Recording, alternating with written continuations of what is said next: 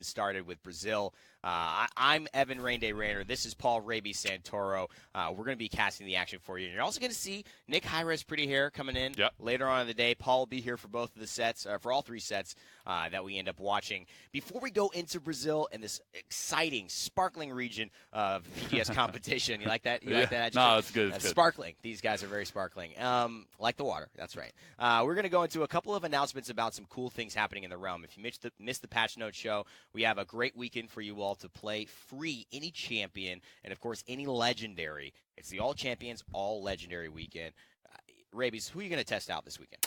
Probably Androxus. I'm probably going to head over to Andro, but you guys can test literally any champion you want, any legendary, any combination. It's the perfect weekend to get some play testing and theory crafting going, and definitely want to make sure to check that out. In addition to that, we're also going to have the it's going to be the Realm Pack. The Realm Pack, right. Still getting new here. We're going to have 20% off the Realm Pack. Going to get that Frostmare mount, the 7-day booster, 10 Radiant chests, 2 Flare chests, so 20% off. Got to check that out, and we have one more thing for you. And what's cool about these Flare chests as well is that the new emotes that were announced, the Right. Roar emotes, if you've seen that big Bomb King trailer at the start for some of the Paladins esports we've done, that Roar is now an emote. Drogos gets one as well, and Grover, that one's Beautiful. pretty crazy. Pounds the ground, pounds his chest. That's cool. There's a new Halloween spooky chest as well. You guys are going to love OB60. A lot of stuff But this coming. weekend, make sure you stay tuned for that. And also, this weekend, in terms of Paladins esports, we've got the Paladins Premier League kicking off September 30th. That is tomorrow, ladies and gentlemen. And just about 24 hours, we'll be starting with Saturday being North America and seeing those games. And then Europe will take place on Sunday. Again, 24 hours from now, 3 p.m. Eastern time. And again, sorry about that. I believe Europe is on Saturday. North America will be on Sunday. So That's right. A lot of great things to look forward to. A ton of Paladins action, esports. We have a ton of cosmetic stuff for you. The game is enhancing. The game is growing. And once again, like always, make sure to hit that like button, that follow, notifications, facebook.com/PaladinsGame. Do not miss any of the action. With the PPL starting, we have a ton of crazy stuff going for you. Yeah, it's going to be here right at facebook.com/PaladinsGame/live. You can also go to esports.paladins.com to be able to find out and see this PPL action. There's also like some cool fantasy VIP picks you got to be aware of. In game, you go to VIP store, pick who you think is going to win. If you get it right, I know you're doing prediction videos, me and Nick as well. You can follow our picks. You get extra VIP points to further earn the cool emotes and skins and stuff. It's awesome, yeah. Fantasy picks. Got to get those done. Great stuff happening here. So let's get into the first set of the day. The brackets will be on your screen. IDM Gaming versus Somake, and Key to Victory versus Connection Beyond Gaming. Those will be your 2 semifinals I'll be casting with Paul. Nick will join us for the finals match, like we mentioned. IDM Gaming, as we head into this first set versus Somake, they are the favorites probably to win this one. These guys have definitely shown that they deserve to be at the top. The other interesting aspect about this, though, Rabies, is there, I believe, is the team Apollo, renamed, and with the guy I told you was missing last week, Ares. We didn't see him. He should be here playing today, so I'm wondering how that will kind of change the dynamics of the power struggle here. Sure, and Brazil, really exciting region, like you said. There's always a ton of interesting picks here, new picks, different meta comps. Yesterday, we actually saw a double flank composition come out, so there's been some new stuff going on here in the PGS, and it's exciting stuff. And the best part about it is that some of these new teams get to get a little bit more experience and some exposure right here for your viewing pleasure. So we hope to get into it as soon as possible. Well, here are the map bans on the screen. We do see IDM taking Splitstone Quarry away, and Ice Mines will be taken away from Somake games. So I feel like this is a pretty decent kind of easy ban. Both teams respecting each other, saying we don't want to play these kind of weird long maps where anything can happen. Let's go to the standard stuff, Frog Isle, where they're starting off. Good start. Yeah, it's a great map to start out on. Yesterday, we actually saw Splitstone Quarry come out one single time, which was beautiful. Interesting to see, though, and it was a fun map for everybody. But we have a lot of action for us to get underway, and here we go right into the picks and bans phase for this first opening set, semifinal match 5. All right, so IDM versus Somake. IDM went far last week, as they did, as they're going to stick to that Shaolin ban, Cornerstone. And we are going to see Somake go with the Makoa. So traditional style here on the bans. Taking a lot from Europe's conversations that happen throughout these esports, just banning out the Shaolin and the Makoa. Although this is playing on OB59, I wonder if there's that trail of thought that's going to have to catch up here, that maybe Shaolin Makoa aren't as impactful as we've seen. They still may not know a lot about Somake, so there may be a target ban that shows up later in these matches that makes more sense than the Sha or the Makoa. Well, as these matches go on, we usually start seeing the player bans come out after the first map, but the first map people stay traditional. In EU, NA, I mean, especially NA, we did not see these bans very often. No. Almost at all. In fact, we slide through almost every time as we take a look here at the teams. IDM going Ashe, Barrett, Cassie, Samake, Inara, Maldumba, a Ceres, and a Janos. Well, that's interesting. Ceres and Janos, the first introduction of Janos actually caused a lot of people like myself, High-Res Pretty Air, to kind of conjecturize around what would be some great combos. People thought Janos was like that off healer that was bringing a lot of damage, not a lot of healing. Ceres was one of the pairings we thought because that convergence brings them all in through time and space. Easy pentakills, we're thinking. But that hasn't been seen. We'll see it today. Yeah, I'm excited for it. And Ceres was kind of interesting as we see Xin here rounding off Samake and Grover Ying. Another interesting pick, Ying here, coming out from the IDM, going that double healer comp. But Ceres was a character that I thought was going to be kind of like the Zarya in Overwatch, like her ultimate being that wombo stabilizer. Right. And it just hasn't been the case so far. I wonder if she'll get some more exposure as time goes on and teams start experimenting more. But so far it has not been the case, and we'll see it now. You know, they usually pick up these single healers to do the job, and Ceres usually can't compete with the output, surprisingly, of the Genos or the Maldamba, which is why she's oftentimes left in the shadows, lurking in the abyss, one might say. Ferocity Grover here from Metal. Z-Mash going to be on Exaction Cassie. We'll see Tinker and Barrack for Richout. GTFA on the Resonance Ying. Interesting for the damage carry playing the support. And Battering Ram Ashe for Gervin. Metal going to switch over to Deep Roots. And as we head over to the other side, it's going to be Bacon on the Mortal Reach. He's going to go with that on Ceres. It's going to be for Happy Best on the Italian Zin, the Skypes, Luminary on the Janos. Teen Lay on When It Goes Wrath, Wakono's Wrath, and Neutro is going to be on Treacherous Ground and Aura as we start this opening set here. Rocking that Frostmare mount, that is in the 20% off pack.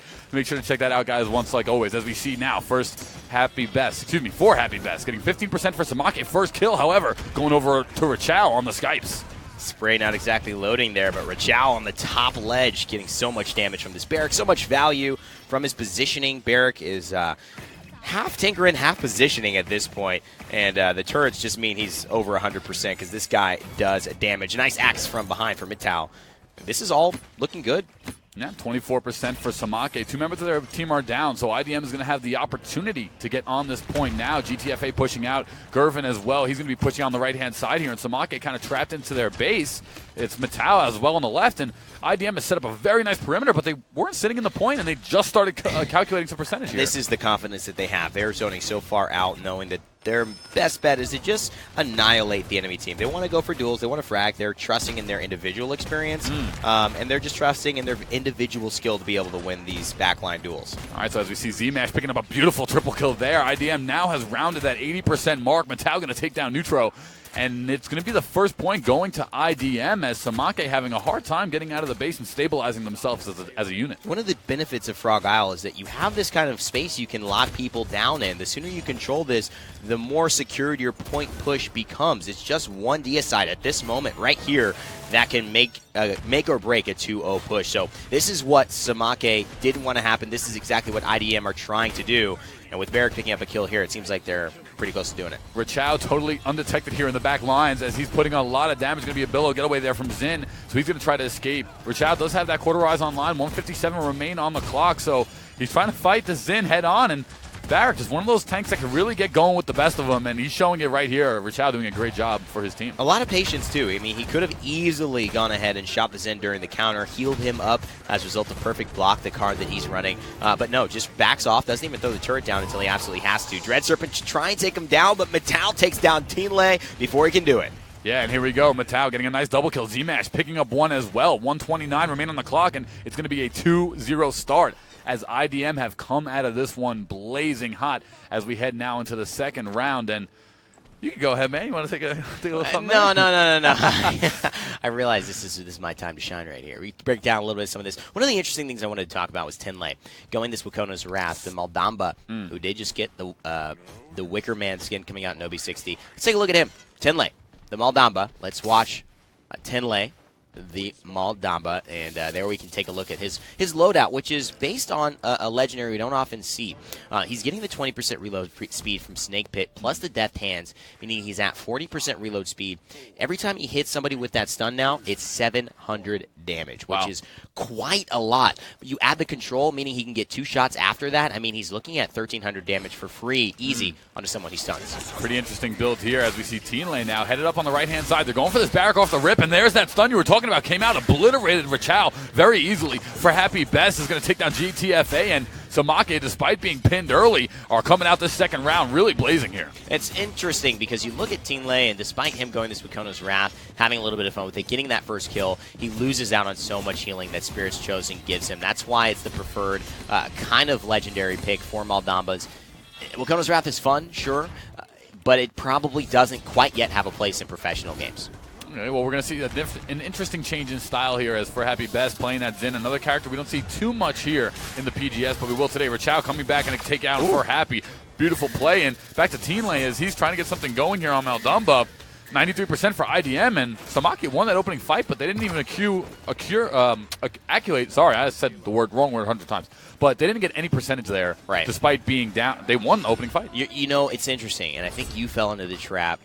Viewers, I mean everyone, us watching, fell into the trap of thinking that Samake did win that fight. But what they did was Samake killed Barrett. They didn't kill anyone else. Everyone on IDM knowingly didn't go to the point. They let Samake stay on there because their composition is very poke heavy. They have got Tinker and Barrett, they've got Ash, they've got Cassie, they've got this Grover for crying out loud who doesn't need to get close to you. The farther away he is, the more damage he does. So they waited, let them be isolated on the point in open space, and then just went to work. Yeah, work to perfection here as IDM has taken this third round with ease. Rachao now heading up the right-hand side. 145 remain on the clock. That payload already 50% of the way, and it's been all IDM who are clearly converting last week's experience into some of this week's experience, and it's really paying out well for them. I like that kind of phrasing. Last week's experience into this week's success is kind of maybe how I would end it. I love that kind of idea because you're right. Each week you go through, you learn so much about your team, about the other teams, about how to be a better competitor at this high level. And Rachao, boy, has he been doing his study lessons.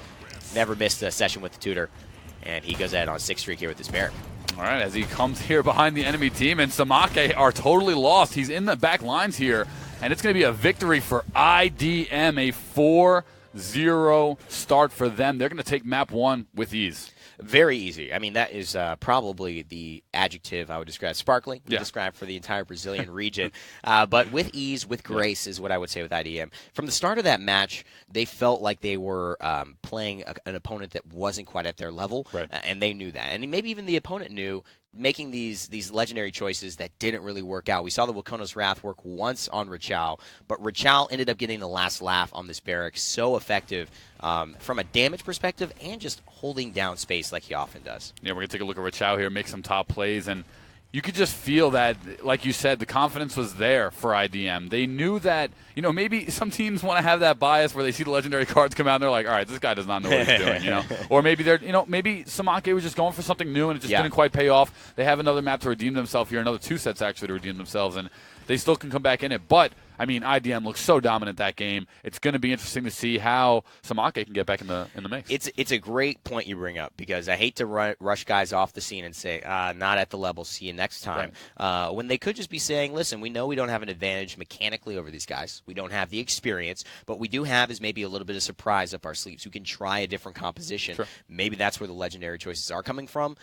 Although I'm not sold on that idea yet. I kind of just believe that IDM are a class ahead of the competition in Brazil right now. But we'll have to wait and see as Map 2 comes up on our screen in a second. We're going to basically hold. I guess they're taking a little bit of time trying to figure out the picks for that. But what interested you in that kind of matchup, Rabies?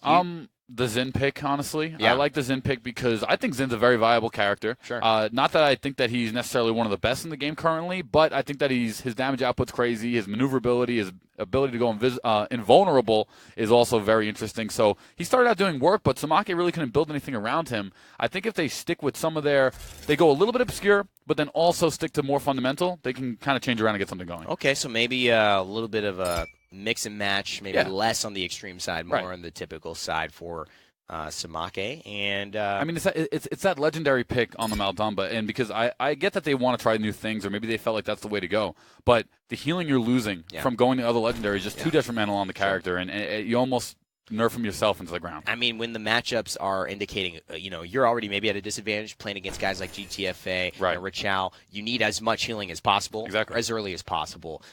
So maybe that was a mistake they'll look to correct for going into this game, too, which appears to be on Brightmarsh. Yeah, and it's going to be a Willow ban, actually, for Samake. Not too sure why they went with that one. I guess it's just a player-specific here as we see the standard Makoa coming out from IDM. Ash, Inara, and Fernando. So Samake, they are clearly trying obscure compositions. Not that that's that obscure, but it's definitely not the standard here as we see Barrack, Drogoz, Bomb King, and Maldumba coming out for IDM. I like where IDM are going. They've got 2 blasters, which is not the first time we've seen these 2 blasters come together. Bomb King and Drogoz used to be kind of always on opposite sides. Now more and more in the esports meta, we're seeing them together just on certain maps as well, like Brightmarsh, which are small, enclosed, allow blasters, the kind of Drogoz, Bomb King, Eevee, Willows, to really be dominant. We're seeing a crazy game here as we see Ash, Inara, Fernando, the first quad tank that I've seen in a very, very long time with Grok Healer. And it's going to be Barrack, Drogoz, Bomb King, Maldumba, and a Tyra is going to sneak through as well, clearly because they went 4 tanks. So she's going to try to idolize that Hunter's Mark on them. And this is just the death ball composition, the epitome of the death ball composition. The problem is with the Tyra, the Molotov is not. It is percentage of health based. So no matter whether you're Fernando or Eevee, it will take you down to about 90% of your total health. If you stand in it, it essentially, for all sakes and purposes, will 100 to 0 you. And throwing that on the point means that where are you going to death ball? Brightmarsh is so small. How can you avoid that Molotov cocktail that Tyra is going to throw down and disrupt all these plants? But it'll be interesting to see. They've got a lot of walls. Tinley will be running Trimmers for the Inara. Totemic Ward for neutral, so no CC immunity within that, which is great. Scorch, Fernando for Bacon. It'll be Battering Ram Ash for Happy Best, and Aerial Assault Ruckus for the Skypes. On the other side, Richao, Fortify on the Barrack. Different one there. Metal's going to go Combustible Drogoz. It's going to be Z-Mash for Chain Reaction Bomb King.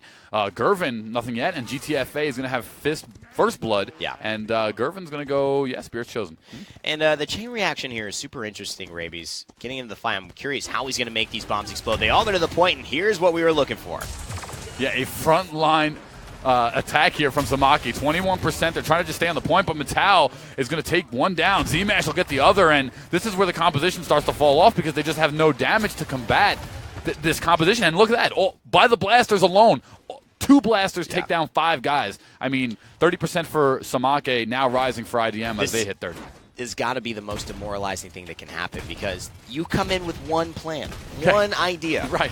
This is what we're doing. And it works that poorly, that quickly, that early. Yeah. What do you do now? Tinley's by himself. He's just said, let me just go out here, look at that Molotov and the grenade to finish it off. GTFA is happy to just keep on shooting on these big health targets. 60% now for IDM as Metal takes down one, and GTFA, who got that other one, Skype's finally falling. GTFA picking up for Happy Best, and this is exactly, Bacon's going to take down Gervin, but it's not going to matter too much. It's already 90% for IDM. 3 members are on kill streaks, and Samake looking pretty lost here in this one. This is pretty nuts. I don't think we've seen the quad tank ever work. We've seen the triple tank work. The quad tank, I don't know about it. As you see, they all have to spread out as a result of that Molotov. It is an ability you cannot stand in. I don't care who you are, where you're from. Right. I feel like I'm starting to sing a Backstreet Boys song.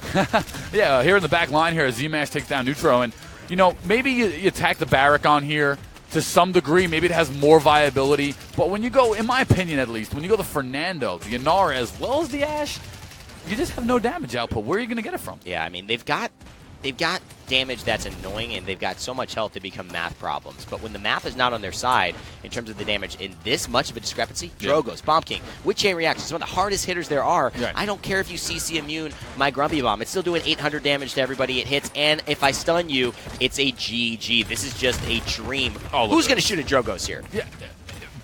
That alone is a brilliant point. There's no one. I mean, between Bomb King bouncing around in the air, and he doesn't even need to, but he can. And then you have Drogoz, who's going to sit in the air the entire time. Look, it's pure destruction. and I don't mean to be biased, but IDM is in full, utter dominance as 4 members of their team are on 10-plus kill streaks. Z-Mash and Matau are absolutely having a frenzy here. They're having fun. It looks like they're playing a casual game as an ultimate comes out from Fernando, but nobody here can even get any damage done. And look at this Molotov. So valuable because you have to stand on the point. Right. It's at the closest, at 99.9%. There was no other place they could go, so GTFA makes a smart heads-up play. Sure. He's on an 18 streak. Let's see some of these slash lines as well because these are probably nuts here. Rachal, 0-1. The only one that dies, with Gervin as well. Come on, Rachal. Come on, Gervin. Step it up, man. GTFA, Z-Mash, and Matau having themselves a heck of a game. They've got too much mobility, damage, and maneuverability to be even worried, I think, about this lineup that Samake have. If I'm Samake, I've got to change it all around. Send these guys to the back line. Send Ruckus with Fernando. Maybe just Grok and Nara on the point, and send Ash, Ruckus, and Fernando to the back line to just throw something different into IDM's face. Well, I don't know why they thought that rushing 5 to the point in the opening objective was going to be a strategy, especially with, the chain reaction Bomb King is there. That is crazy. I mean, Combustible Drogos is there. Yeah. As we see Matau now, they're trying to switch it up here. However, Samake not out of this one just yet. They can still come back. However, It's going to be Z-Mash. Brilliant stun there, and he's going to take down for Happy Best. GTFA going to get another kill, and Samake really looking in trouble. I think they lost this one straight from the draft process. And you're right. And, this is not something unfamiliar with us, seeing teams go these weird, interesting, wacky routes. But I got to commend Samake for doing something different. I know this is weird. Maybe they've given up. Who knows what is happening behind the of comms. Course. But to me, this is what I like seeing. I like seeing different things that IDM may be saying, this really sucks, it's great to play against, but it's at least something we didn't expect. Right. And you never know when that's going to turn from being really bad, as the objective is captured for IDM yet again, or that's going to be maybe really good. And also to Samake's benefit and benefactor is that in the end of the day, this is tournament experience. Yeah. And you got to get it under your belt. It's okay to lose. It's okay to even head back to the draft board and say, you know what? That was not the right decision. We made a mistake. But they won't be out of it even after losing this match. So that's one thing that's really something to touch up on. But at least they get this tournament experience under their belt. And whether they learn from this or not, they can now know that this might not work, or maybe it's something they need to adjust and try again. Ooh, Ash might go off. Nope. Going to get body blocked as well. Matau will clean her up. There's so many things wrong with this, and maybe just breaking it down systematically. The Ruckus is the only one who can chase, but the Ruckus is getting exploded so easily because Drogos and Bomb King naturally very good counters to the Ruckus, who for the most time is not moving that much. He has moments of moving, but a lot of times when he's hexa firing, when he's standing still doing a lot of damage, it's a very easy target to blast. And GTFA, with this Molotov, we talked about it before, talk about it again, denying the space that Samake so desperately want to hold on to. That alone is ruining the strategy. Yeah, I mean, that was a great switch-up pick. It's a character we don't see too much, right. Tyra, and noticing, having that recognition of the 4 tanks coming out to then say, well, I'm going to go Tyra, and because of that fire Molotov, it really was the perfect counter pick there to finish off the draft process as Gervin takes down one. GTFA is going to take down another Matau as well. 4 members down here for Samake, and it's another 4-0 for IDM. I don't see how Samake can battle back, and they won't. 5 down. What a event. Tyra holds the lighter in the sky, and I think for just the sweet symphony of play that went down with IDM, we have to hold ours up as well. Right. Congratulations to them on that second game victory. It was pretty decisive, and I don't know who you could even point out to as the reason, but if you came close, probably would be GTFA on this Tyra. I talked about the Molotov all day, but I think this was the key component to them denying the strategy. Yeah, dropped it right there in the center of the point, and his Molotovs were perfectly directed. Like on you point. Said. Were you going to say on point? I was going to say on point. But that's perfect because that's a pun, and it's correct. Yeah, I love it. But they were. He used it at the end of the game to secure the payload. He used it at the beginning of the game to get the objective, and at no point in time did Samake even have an answer for that move alone because they were sitting in it. So, I mean, really hard strategy, really hard loss for Samake. Not out of it just yet, but it was definitely GTFA with a brilliant play here on the Tyra. Yeah, and he went for the first blood, which to me at first was kind of surprising. Maybe you would have seen the Hunter's Mark for the extra damage on these really tanky targets. Right. Maybe you would have seen the Mercy kill, but again, it's only 1,200 damage. It still works to finish off tanks, but they're a little tankier, so that 1,200 is not as impactful as it would be onto like an 800 health Eevee in terms of finishing potential. So the first blood just means a lot of beefy bodies standing real still that I could just lifesteal off of all day long. Tyra's got no mobility, and she never felt like she was under pressure. That just shows you how this comp was so one-directional and didn't, unfortunately, work out for them this time around. 2 4-0s now for IDM as they have taken Frog Isle as well as Bright Marsh. Jaguar Falls is going to be map 3, and that composition might have worked better if there wasn't a Drogos and a Bomb King. If we saw Cassie or something, maybe it would have been a little bit more, something to get something going. But once those characters take up into the air, like I said, there's no way to chase them down. There's no way to kill them. There's nothing they can do. I almost would have maybe rather seen a Torvald who can be that frontliner, but from range, he's got the silence. We could say focus down the Cassie or focus down the Tyra if they get too close. Make it more of a threat that if you do go into that area, you might die, and then that tank kind of lineup can take control. But another thing we didn't mention as these first bans come out, tank compositions are early game compositions. They win early. When Wreckers and Cauterize come online, they make the shields less effective, the healing onto them less effective. So you got to do your business fast. If not, it just becomes worse and worse and worse. And that's a great point, and it's to the T, because that's exactly how it goes. And that game was doomed from the start, in my opinion, in favor of IDM. But as we see this final set, Samake can still come back here. They're going to go with the Barrack. They're going to switch it up. They're going to go to Fernando as well. So their 2 tanks now online. Ash and Drogos will be for IDM. Shaolin and Mako are going to do the bans in this one once again. In my opinion, you don't necessarily need 2 tanks there because IDM only needs 1 more tank if they want to go 2-tank route. So you just take the tank you prefer, unless you have to have the Barrack Fernando. They probably won't take Ash Fernando. I don't think that it sounds a little bit too aggressive. They might, but I think you can prioritize your healer, your damage there. This time they lose out on Drogos. Not sure if they wanted it. And maybe taking one of the tanks a little bit later. Yeah, that's an interesting point. They kind of put themselves in somewhat of a situation now to where IDM is going to get the plethora of the majority picks, the better picks, right off the rip because of that. It's going to be Cassie, Torvald, Mild Dumba rounding off IDM's comp, another solid composition for them. And now Samake taking a page out of their book as they go Bomb King. Leon is going to make her way into the appearance as well as the Janos. It's a much more well-rounded composition. Yes. The Torvald is interesting here because he's going to really exacerbate the dealings of Drogos and Cassie and even Ash in this meta and in this set specifically. I don't know if I like the Fernando. Despite being him a good pick on Jaguar Falls, I don't know if I like him into this lineup. Maybe would have rather seen an Inara, maybe a Ruckus. A lot of different picks, a lot of different options. However, we're going to take it over to Jaguar Falls as we take a look at some of these legendaries. Rachao yet to pick. We'll wait on him. Combustible Z-Mash is going to be the Drogos. Spirits chosen. Matao Maldumba. GTFA not picked nothing yet, and it's going to be Battering Ram Gervin on the Ash. It'll be Bacon on Celestial Touch Genos. The Skypes on Tinkerin Barrack Tinley on Precision Leon.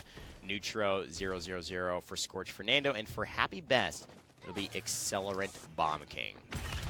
All right, so GTFA has gone Exaction. Rachao, is it going to be the Nullify or no? It'll be the Field Study. Okay, so there's that option there for him, and 40% extra damage in his favor as we see some items coming out from both these teams.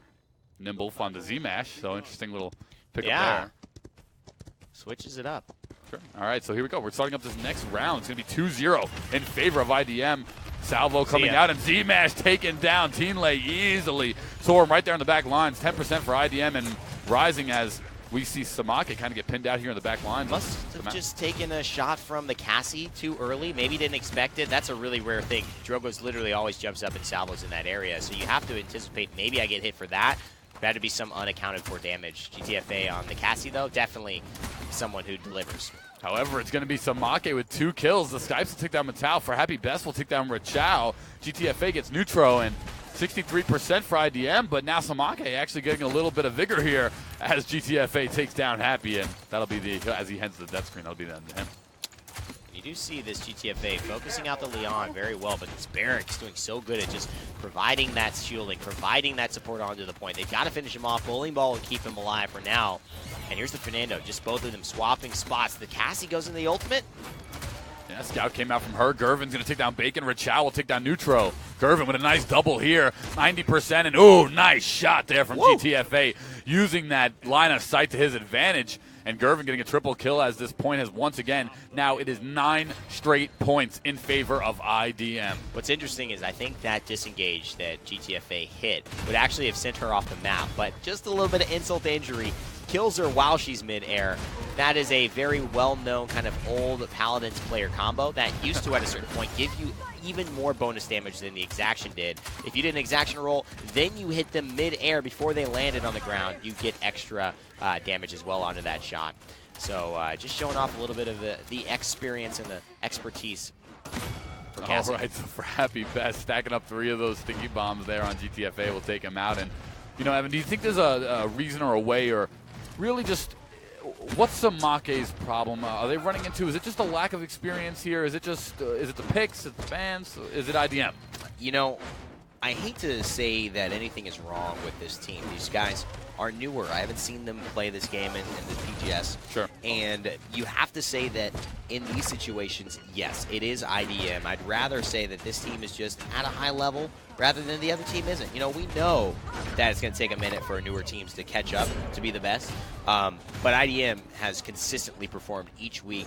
For me, they were always a solid pick to win this one. I'm not surprised to see what's happening here. Okay, so they definitely have the tournament experience under their belt. IDM, we've seen them a couple weeks now in a row as we see Gervin just taking every member off their horse for Samake. It's going to be push successful 2-0 now for IDM. And wow, they are coming out just so dominant. Definitely the favorites, in my opinion, to take maybe this whole week. We'll see. Yeah. They did get stifled in the grand finals last week? Don't ask me to remember things like that, man. We cast so much. Don't ask me to remember that on the spot. That's true, yeah. Well, there's no rule as to where in the tournament series that if you win, you cannot participate, or can you always participate per week despite winning or not? No, if you win, you cannot participate. So then they obviously did not win. They did lose in the grand finals last week. That's exactly what it was, yeah. So IDM having another chance here this week, as 3 of their members are in the top 5. Leon and Bomb getting something going for Samake, but it's been nothing yet if you can't get that opening objective. Very, very true. And taking a look at all of this here, going into it, the healing still coming on top for the Genos. So Metal getting out-healed, surprisingly, during this engagement. The Barrack, you saw him on that point, taking all that poke, getting healed back up. A lot of that's got to contribute to it. A nice shield already onto Gervin, but decides not to go into the danger zone quite yet. Just going to hold Fernando and Bomb King out of it. Yeah, Fernando trying to get his way into the back line. IDM is now repositioned on the objective. They have 15% now and rising. Samake still trying to find a way around, but they're getting trapped out of the back line. It's going to be GTFA, and beautiful shot there by Gervin. GTFA and Gervin, Rachao getting a kill as well, and they are just swarming all over Samake. They are really flustering this team, and Samake looking struggling the entire game so far. Nimble as ever, straight out of the gymnastics class, off the high beam, onto the realm. That's what Cassie and GTFA make it look like. So easy, so practiced. Gervin as well on this Ashe, just showing the long legs, the long stride with this battering ram, and getting double kills to keep the momentum rolling. You just see Ashe is just this constant pressure that despite holding your shield up for, you can only hold your shield up for so long before she breaks it down. She's not going to stop. You got to find a way to turn the tide. Yeah, and the minute, for whatever reason, if you even do happen to stop Ashe's shield, she just battering rams out and let the reset come back again and bring it right to you. So 2 minutes remain on the clock now as IDM has 3 out of 4 points. They looking to do the first ever 3 map sweep that I've seen here on the PGS. Really interesting. IDM in Brazil, clearly the dominant favorites as Gervin gets one, Zmash gets another, and it has been absolute destruction the entire set. Dragon Punch coming out from IDM again. Zmash looking to pick up one. He could get anyone, but no, he'll just back out and save 30%. But the payload, 80% and pushing, looks like it could be the game. They've got more time than they probably need here. GTFA's got Bomb King in a corner as well as Gervin. And almost a lot of bit of damage there, but Gervin's going to get back with the shoulder bash. It looks like maybe a dome shield was just used. Yes, it was. And however, that Barrack will fall once his fortifications have been dealt with. The Fernando throwing the shield up, but the shoulder bash will push him away. Stun from Grumpy Bomb. Could this be a change here with the Enlightenment? Does take down Gervin. Yeah, Gervin and Teenlay will fall. Zmash will get another, and the contest here just on the Fernando remaining. And even though Samake has the spawn advantage, it is too much IDM from all fronts. Through time and space going to come out. 58 seconds remain on the clock. GTFA is going to take it, and that is a 3-map sweep in favor of IDM. Incredible stuff by IDM. They cleanly sweep through the competition, despite a lot of interesting attempts at different legendaries, different comps for tanks we saw in this set. There was no way for their competitors to actually have a say in the matter. It was 4-0s every single map. That's going to put them over into the grand finals for this week. And, of course, as we take a look at the brackets coming up, we will have another semifinal set coming forward today. And it will be Key to Victory versus Connection Beyond Gaming. CBG. Never heard of any of these guys. All new teams here coming up? All new teams from what I know, but I do have the awareness that the new name, could be an old roster. I believe that Apollo, the Brazilian squad that oftentimes has been the bane of existence to the Black Dragons in previous days, and also has a member that was missing last week, Aries, should be playing in the second semifinal. I don't know under which name, but I do think that he will be showing up, and so that should prove some really good competition, not only for the bottom side of the bracket, but for the finals if they end up making it. So much to see, so little time to see it. We're going to go on a quick break, guys. We'll be right back for the second semifinal of the day here in Brazil.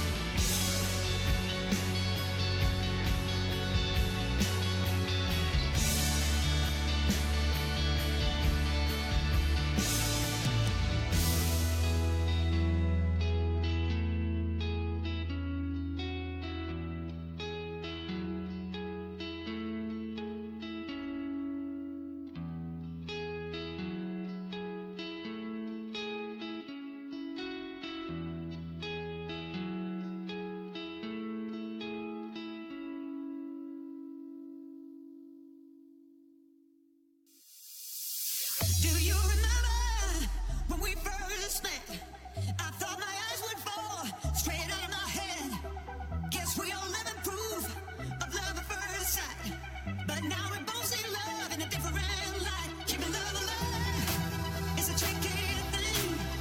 You gotta let it fly, gotta give it wings. If you wanna make it right, don't let it fry. Don't hold on too tight, you know you gotta try.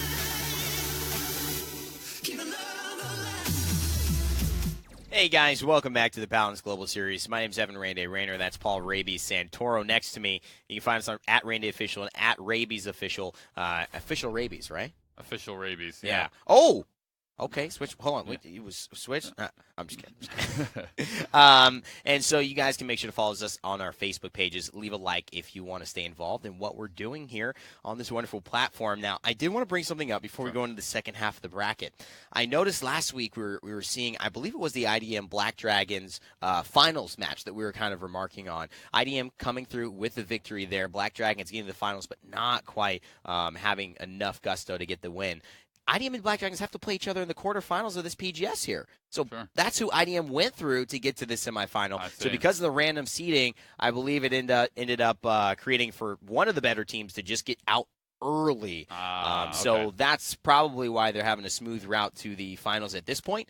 On the other side of things, though, I do believe Key to Victory is the team I'm thinking of with Aries. I don't know. I'm not for sure. But as we check into the semifinal bracket, we'll see shortly. When we see some of these map bands and get into the game, we'll be able to check out a little shortly. This is how they all got here, Rabies. Yeah, so Black Dragon Esports, IDM, and it went 2-1. So Yeah. that was clearly the matchup there. Unfortunately for Black Dragons Esports, they'll have more chances to come. IDM looking to secure their route here in the PGS Phase 3 Week 1. Bans coming out here. Key to Victory. Going to get Jaguar Falls out of there, and it's going to be Connection Beyond Gaming who's going to ban out Serpent Beach. All right. Pre-standard stuff, but I would say that for maps picked, this is standard. For maps banned, that's a little odd. Serpent Beach and Jaguar Falls are pretty typical maps in Paladins. It makes me wonder, what do these two teams have up their sleeves? Did someone see a Jaguar Falls ban and maybe say, okay, you're taking away a standard map? We'll take a standard map away as well and see what you have up your sleeve. So, interesting. It'll start on Frog Isle. All right. So, I mean, maybe we're going to see Splitstone Quarry come out this time. Maybe one of these teams wants to throw a curveball. Very, very possible. So, a ton of options here. As we get this underway, bans are going to come out. Sha Lin for K2V. CBG is going to be Makoa or no? Let's see. Yep, and it will be Makoa, sticking to the standard map 1 contingency. What is interesting, in my opinion, is Apollo with Ares, they made their name for themselves on the PGS on maps like Ice Mines with Lex, using that reveal ability that he had to kind of just peek and just be able to get the first shot in every situation possible. I wonder if this is them just showing a little bit more of their hand, saying we really are comfortable, whether Lex is played or not, on Ice Mines and maps of that nature. We just know how to work them. Very much a possibility, and Barrick is going to go Maldumba for K2V. That's going to be their first 2 picks. Grover and Ash. Grover being the first pick here for CBG. Want to take advantage of the Frog Isle line of sight. Maeve coming out for K2V, and now CBG is also on the clock as they round out with Janos, as well as it's going to be an Aura. I mean, Maeve kind of lately has been the key to victory. People have been using this new flanker after the adjustments to the weapons in a very, very quality light, and she has enjoyed her success, her rise to fame in the realm recently. And I think the Inara here is a pretty solid lineup. They've got Ash to do the aggressive play. They got Inara to hold down the point. It's a really good counter to Barrick and Ruckus, who will pretty much do the same thing on the other side. Yeah, and it's going to be Drogos rounding off here for CBG. And interesting comps. They're both very standard, and they're both very impactful here on this map. We'll see which team, and we're going to see the players very shortly to lock up your theory here. The only difference is the double healer on the side of CBG with the Grover and Genos versus the flanker introduction on the side of Key to Victory. To me, I thought Key to Victory was the one who has Ares and is the new Apollo. We'll see once we get in here. The anticipation is killing me. I'm waiting with bated breath to finally see the names on who's on these squads. So there it is. It's Ares. What did I say? I called this. I'm a god. I am a god, and he's apparently a fan of Discotheque, as he has the Rave Maeve skin. Going for Artful Dodger is Ares Tinkerin. Barrick for Kaikabi. Dyron on Spirits Chosen. MR01, Aerial Assault Ruckus, and Dintic on the Accelerant Grumpy Bomb. Okay, we're going to have Fire Dogs over on Celestial Touch. Janos going to be Akim on Ferocity. How do you say that? Proward? Yeah. Proward on the Ferocity Grover, excuse me. Vag P on Battering Am Ash, and it's going to be Zitz, on Mother's Grace. These names, man, they're killing me. They're crazy. On an Aura. Well, these are the couple cauterizers coming out on both sides. Key to Victory has 4. And you see here the Rave Maeve skin. It sounds so fun. Getting so hyped about this one. Just throwing the daggers. Gets one shot by Grover right now. And only has 1,000 health to her name. So she's activating Prowl. Seems like she might have a couple of healing in there. Very aggressive position by Ares. Walk it off 3, as you can see. Healing her up by 120 every second. And Prowl. She's getting heals off the pounce. Yes, Savagery 3 as well. But Ares goes down. This Grover has really been the bane of her existence early on. Right, and Dintic's going to take down Fire Dogs there as the first kill. It's now Connection Beyond Gaming who have situated themselves on the point, 27%. And Key to Victory is trying to find a way around. They have multiple members weak there in the bottom lines. And Muro is going to take down Zitz. Kaikabi going to take down Proward. As we see now, Key to Victory establish themselves, 15% for those teams.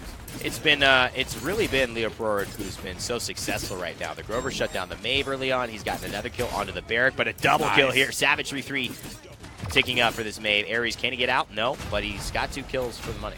Yeah, and he did situate his team to really be in the driver's seat to get this opening objective. He killed 2 members late in the count here. Connection Beyond Gaming will have one more chance to contest, 87%, as Vaj P has to disengage, and now Key to Victory. Ruckus really playing aggressive. It's going to go their way the first time here. Just in comparison to what we saw IDM do in a similar matchup on a similar map, we're seeing a little bit less of a clinical play from Key to Victory. They're still dominating, but they're not dominating as succinctly. It's not as obvious that they are just leagues ahead of their competition. There have been good moments coming through from people on Connection Beyond Gaming. So this is hopeful with the Hexafire coming out, though, maybe diminishing some of that hope.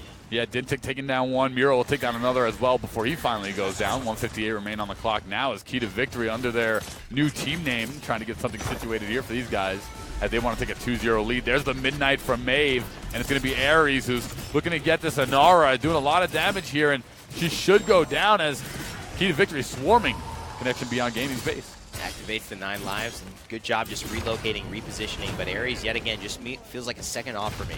Always almost escaping after doing some great work in the back line. But either way, the space he's creating, we talk about flankers and characters like frontliners who play super aggressively, having impacts that can't be seen on the stat sheet. That's exactly what Maeve is doing as the Dragon Punch gets started up. Yeah, and Atcham, sorry, is going to be able to take down Dintic. These clan tags in the names throwing me off as that speed takes down Kaikabi. And Ares, like you said, he's playing perfectly. He's just waiting a little bit too long to get out because he could be making that phenomenal play where he escapes in addition to making the double, but he's going to get taken down as Vash P now and Connection Beyond Gaming have started their defensive prowess. 55% now. Sorry, excuse me, 55 seconds remain on the clock. As it is looking to be a 1-1 tie here, Connection Beyond Gaming really hopeful for that. Vash P, one of the more notable names on this team for Connection Beyond Gaming, on a 5 streak on the Ash. This is a map she excels on. These are the corridors she excels at controlling. Ares is kind of in trouble here if he doesn't have a plan to get out. She's got the CC immunity if she wants it. She will use it just to take her position back a little farther closer to the payload. But Connection Beyond Gaming having some moments, having some stars for me. This Vash and also the consideration of Leo, who goes into the ultimate for the Grover. All right, now Vash P going to take down Ares once again, and Vash P on the back of him, who's made nice 2 or 3 defensive plays in a row. 10 seconds remain here as Vash P looking to engage now and secure this one for his team. As it started out so Key to Victory as they were climbing, but so far it's been Connection Beyond Gaming that has poised a very valuable defense here. It has been really good, and Vash P's aggressiveness has given Achim a little bit of room to breathe. And they find 2 kills off the back. Both players that I mentioned picking up the killing blows. Dyron here as the last resort, last snake standing. But actually he might be able to get the job done. And there it is. Ares is going to get a big kill on Achim, and he's going to finally fall down to Fire Dogs there as the defense comes out successful, and Connection Beyond Gaming is going to secure this 1-1-1 heading into the second round. Going to be down a little bit of credits, but the damage in favor of Key to Victory. And let's check out the net worth because, as you can see, it definitely is in favor of Key to Victory because they've all got 300 extra. But everyone is past that tier 2 mark, which is really important. 900 credits is where you need to pass by the end of round 2 to mean that you can get Cauterize 2 or Cauterize a Record 2, right? That's what you're really hoping for. So they've all hit past that because of how long that defense took, how many kills and assists they all got during it. So overall, Connection Beyond Gaming have to be feeling this is a good round for us. We are just as in this as when we started the game. Sure. Now, Key to Victory going to have those Chronoses coming out here, and Molt Master riding here for Barrack Huckabee. So a little bit of advantage there, but like you said, for as quickly as they lost that opening objective, they're still in the mix quite a bit as we see a Midnight now coming out from Ares. He's trying to lock up someone, and it's Connection Beyond Gaming totally blind as Miro gets a beautiful double kill, triple now for him. He's smelling blood. He can maybe get a quadra here. Kaikabi going to take him down, and it's going to be 36% and rising as the natural Miro. 4 out of 5 here. Beautiful play on the Ruckus. Well, I can't call that one a kill. I mean, Nash shoulder bashed off the ledge. Right. to reset. But he got the last hit. I mean, hey, he's going to take the credit for it as much as possible. He's in the team chat comms yelling, "Unofficial quadra, boys. Unofficial quadra. You saw it. You saw it." Yeah. And it's pretty great of him to be able to contribute that much. Because of his efforts, Key to Victory grabbed this objective. The passive trickle came out so late in that game from Connection Beyond Gaming. I know that Ash tried to battering ram off the side there, but it was just too late, and they really didn't get a second chance to contest this point as Key to Victory is going to start pushing this payload once again, and Ares making a beautiful play there on Zitz. He's now smelling some blood on the ash here as he comes around the back line, and that's going to be a nice play there. Aries getting 2, and he's now putting damage into 3. Nice line of sight here for him.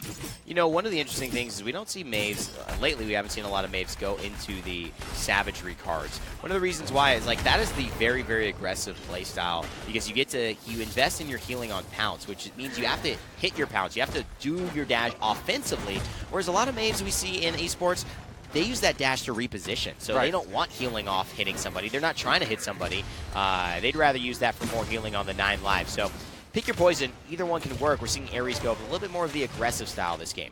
Yeah, and it's working for him. He's picking up 2 to every death he has, so he's still staying in that plus KDA kill factor range, which is more than you can ask for from your flank. He's still doing the job.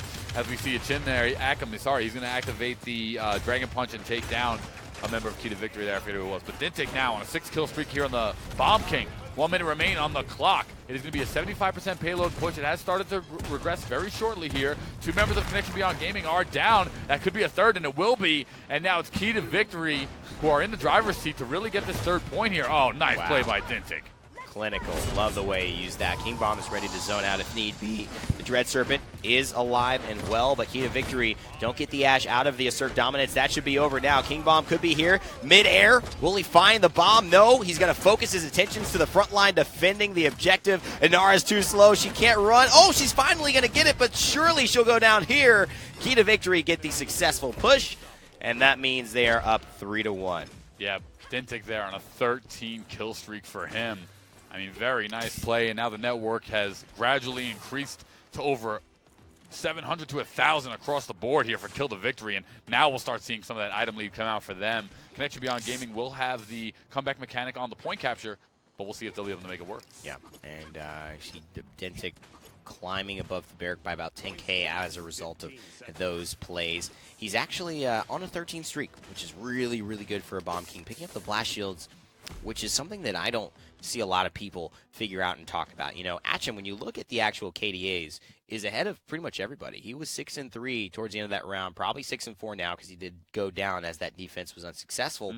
But the thing is, he picked up the blast shields. Why? Not because it mitigated everyone on their team. I think Atchem alongside Vash P are the only sources of blast damage, but because he's the one who's doing well. He's the damage you need to mitigate. It doesn't matter if it's the most economical choice. What's actually happening in the game, he's the one finding kills for their team, mitigate the true source of damage. Yeah, and that's the 2 ways you look at anything here. You either stop the source of power or you counter the team objective. So there's 2 different ways to look at it, and Vash P having the AoE damage as well just on our auto attack is the 2nd member of their team that's really doing the damage. So just to go along with what you said, it was the right pick there, no doubt about it. As we see Key to Victory now get that first kill, Aries, and here we go. Hexafire coming out. It's going to be a big one from Miro here on Proward, and Dintic's going to take down 3 down now in favor of Kill to Victory, who are just making this look easy now, getting their legs under them. It is now 50% and rising in favor of Key to Victory. MRO1 goes to a great spot there, initiates the kill off of the early missile launcher, Ruckus's new ability, and one of the things that he could be using is augmenting that with a card to give him a little bit less of the missile launcher. Doesn't seem like he's going for it, but the victory comes either way. You know, it's often that we see Ruckuses, if you ever tried it in game, I mean, it's hard to get these consistent 2-3 kill Hexafires. Oh, yeah. Because everyone hears the sound cue, they know to run away. It takes a minute to wind up. Your positioning, your the moment in the game, your cooldowns have to all synergize with it. MRO1 does it twice, finds 3 kills on 2 different Hexafires. My hat's off to him for that one. Yeah, he made the plays multiple times. MRR1 is going to be the guy that we take a look at here for the replays, and he had it going the entire game. Here's that Hexafire, takes down Fire Dogs, looking to get a second on him and Dintic. There's the triple kill coming out from him on Zitz. I mean, he was all over the place, and Ruckus is really one of my favorite characters to watch. With the aerial assault Ruckus, ever since that's come around, it's so much fun. He jumps up in the air, he's all over the place, and it really has been Miro that really helped it out for his team here. The other notice is that he got the kill on the Jonas with the missile launcher. Then he waited. He realized at that moment, that's when I can Hexafire. A lot of times, the perfect moment to Hexafire is when the enemy team is on the back foot. And so killing the Jonas, taking the healer down, probably sent a distress signal out to everyone on the opposing team. He knew that was the perfect moment to take advantage of their vulnerability. Gets 2 more as a result. Great stuff by MRO1. And Key to Victory have definitely found their key to victory as they head into map 2. Ooh. Bright Marsh, yeah, going to be interesting map too. So we're still staying into our base set of maps here. Yeah. And we need a small adjustment from what's their team name? You know what? Connection Gaming. Connection Base Gaming. Beyond Gaming. CBG. Connection Beyond Gaming. Yeah. So CBG, I mean, they had a brief moment as they got that they got the one defense there, and they weren't totally blown out. Yeah. Which is nice to see, a little bit of life for them. So we'll see if they'll be able to make some adjustments here and take this one on Bright Marsh, a different style of map now heading into the close proximity fighting. It's so interesting. In CIS, we also saw this kind of weird moment of, as we get into these picks and bans, assuming that because of, the top bracket side beat their team so much easier than the bottom bracket side, that the top bracket side was better. That's not true. Though IDM swept through their competition, like Napo Betty and Kopitic that we saw in CIS, CBG and Key to Victory could just be much more evenly matched as squads, and whoever comes out of here may be the stronger team. We have to wait and see. Yeah, as we're going to see some interesting picks now, because Mavy's going to get banned out by CBG, and Kill to Victory is going to ban out Drogos, and Droxus and Aura getting picked up by them, and it's going to be a Sky to start here for CBG.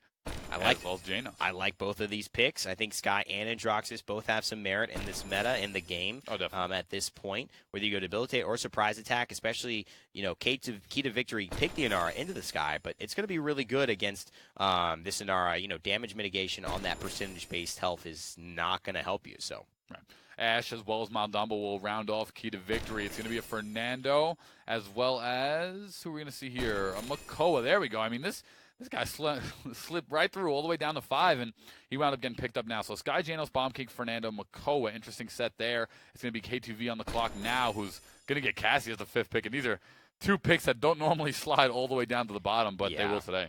No, you don't definitely see this. And Fernando, Makoa, Bomb King, Janos, decent core with the Sky out on the flank. And Nara, Ash, Maldama, and Cassie, a lot more safer, in my opinion, in terms of surviving a lot of this. The real key is going to be, the change from, I believe it was Atich, or Achim, who was on the Drogos, having that banned out, still contribute a lot on the Bomb King, which I anticipate he'll be playing, since you usually have kind of blaster players stick to that similar type of play style in terms of champions. So we'll have to take a look. No, it will be Leo Doprord on this BK, and he's a guy that I really enjoyed as well. So he did a good job on the Grover. We'll see how well he can do here as you take a look at the legendaries. It will be Achim on a fantastic Sky. A lot of personality for that emote. Yeah. Huge personality. Surprise attack for Sky. He's going to go Celestial Touch for Fire Dogs on the Genos. Accelerant Bomb King for Leo Doprord. And Scorch Fernando for Zitz. Pluck Makoa for Vash P. Ares, yeah, I'm going to go Godslayer on the Androxus this time around. It's going to be MR01 with the Treacherous Ground Inara, Dyron here for Spear's Chosen Maldumba, Dintik on the Exaction Cassie, and then it's going to be Kaikabi on the Battering Ram Ash. Standard item build coming out here for both teams. As we see Achim, we're going to follow along with him first because it's really the Sky that sets the tempo here for a lot of the times, at least when you pick her now. She's going to surprise attack, so she has that huge blow-up factor. She's going to flank around the left-hand side, though. She's been noticing someone weak there. Nice stun from the Grumpy Bomb. And that's going to be a good wombo, but she's going to have to disengage here as Key to Victory has established point dominance first. It's good damage, but she's going to get taken down. I honestly think this is where you're going to see Ares come through big time. This is where that Androxus kind of thrives. When everyone's low, when no one's looking at him, Dintik grabs 1 kill. Dintik grabs 2. It's the Cassie who's stolen the line of copy today. She's what the ad's all about in the papers. Nice Warder's Field as well. That's going to secure the kill for Ares on the Fire Dogs. All right, 75% now. And rising as Kaikabi takes down, Ares and Dintik are going to get 2 kills. And Key to Victory is going to have the first point capture once again now. Connection Beyond Gaming having a hard time establishing themselves.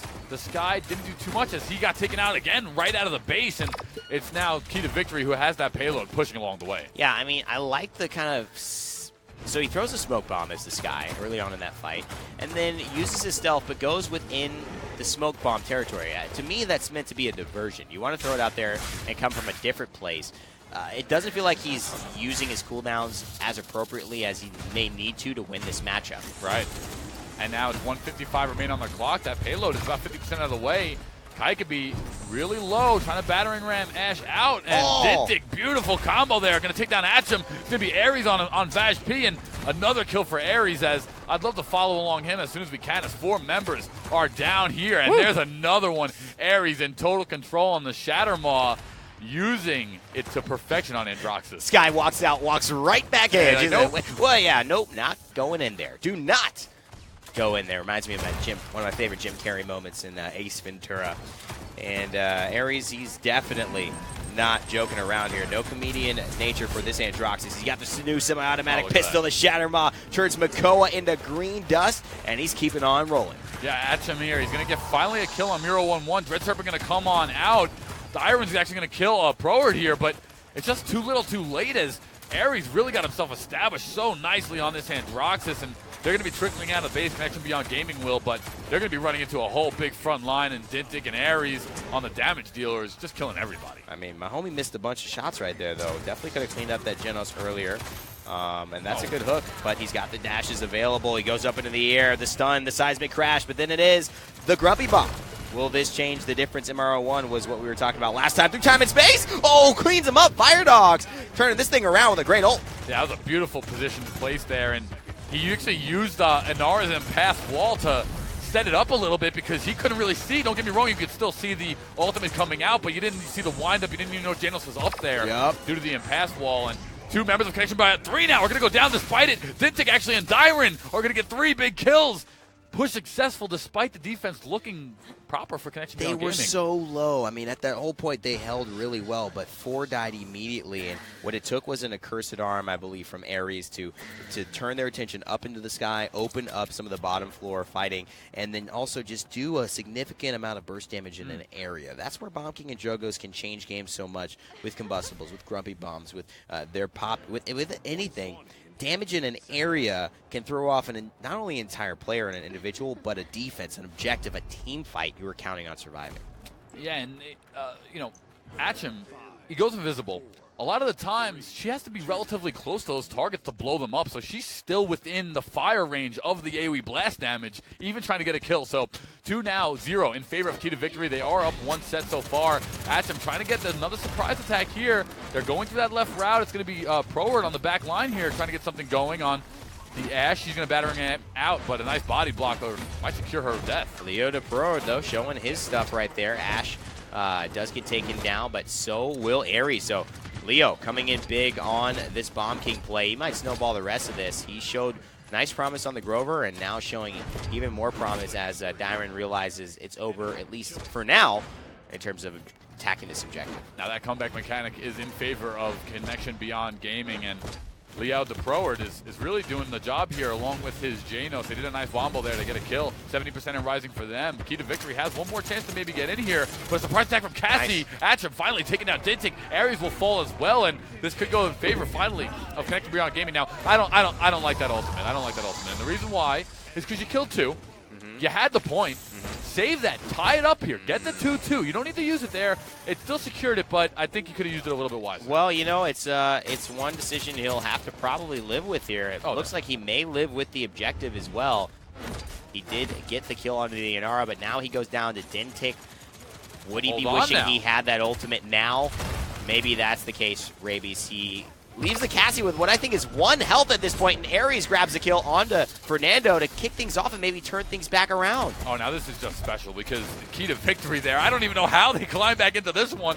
They had lost a bunch of members, but now 3 members of Beyond Gaming, if not 4, going to be down. Dintic, Ares are going off. They are literally having their way with Connection Beyond Gaming. I thought Key to Victory was out of it there, and that Cassie escaping was really a detrimental play because she came right back in and got 2-3 kills. I think we saw the assert dominance and the seismic crash there, which really kind of opened up space for these flankers to go in and do work. Achim got kills, but he got so low, and those kills were not impactful enough at that time to stop what was inevitably happening on the point, which is Inara and Ashe finding space again. The fights went to the outskirts. That opened up some room. Key to Victory take advantage of it. And the other thing is that you're right. You bring up this Bomb King, Grumpy Bomb, this King Bomb. Did you need it at that moment? I'm sure he's wishing that he had that for that moment when things started to slip away from his team to turn the momentum back. Well, I mean, the answer is no. You didn't need it at that moment. Was it a right play? I mean, it wasn't wrong to do it. No, not at all. But the fact is that it was almost secured And if he would have had that King Bomb in that situation, it could have went entirely different because he could have picked up 2 or 3 kills there and swung it for his team. However, now it is key to victory, finding their key to victory from what you said earlier. 3-0 now, and really pushing along. Atcham has had brief moments of brilliance here on the Sky, but also brief millions of subtlety. Let's look at what Atcham's running in terms of the loadout cards. There's a card it looked like he might have been running, but actually is not. Emergency Exit 1. I really think Victory Rush for the surprise attack playstyle is fantastic for Sky, but the quick smoker, movement speed, the movement speed after you get the 12 seconds, 65% movement speed. Insane. It's pretty much the highest you can get. But Ares says death awaits you all, even for Sky up in the air on the accursed arm. Finds 2. Dread Serpent coming out here in a nicely placed as Dintic and Ares have really been the benefactors of this game. I mean, look at this Dintic. He's all over the place. Dyron 2 is going to come to get some kills with him, and it is all key to victory as they are just pushing this payload 90% of the way and rising now as it looks like a 4-0 sweep, and it will be. Beautiful play. Well, what's so good about Dentic and Ares as a combo is that Dentic can play the Bomb King as well. You could put Dentic on a blaster, and then you could put him on a Cassie. Ares can flex onto a ton of different things, but this time around, it's really it's rare to see a guy who can flex so well and do so well on both of the roles that he's flexing. I mean, both of these guys just had their way with the enemy team. Dintic on the ground and Ares up in the air, and it's that I talk about it all the time. I just like seeing it. You have one air threat and one ground threat. It forces your enemies to keep their wits about them more fold than just having people on the ground, and Dintic really did a great job there holding it down for his team. mean, when vertical mobility left Paladins a little bit, there were some nerfs to a lot of champions like Eevee, like Androxus, in terms of blink distance, dash distance. Grumpy Bomb lost Accelerant, which used to be his famous legendary that would just make his Poppy Bomb 65% more of a self-knockback effect, so he's flying around the realm. Right. When those things left, people forgot about vertical mobility being powerful. It is powerful. It always is. And guess what? Androxus, maybe a little bit less than he had in days old, but he still has it. And that can't be undervalued. I think it currently is. And teams who wake up to that, especially on maps like Stone Keep, are going to find a lot more success than others, in my opinion.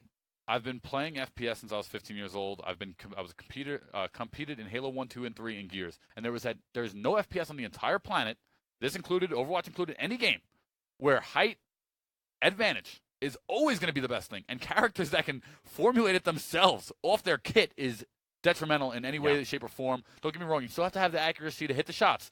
But they can get up there. You have to look up there. And they can do damage from full range where some characters can't even reach them. I mean, it's huge. It's huge in my opinion.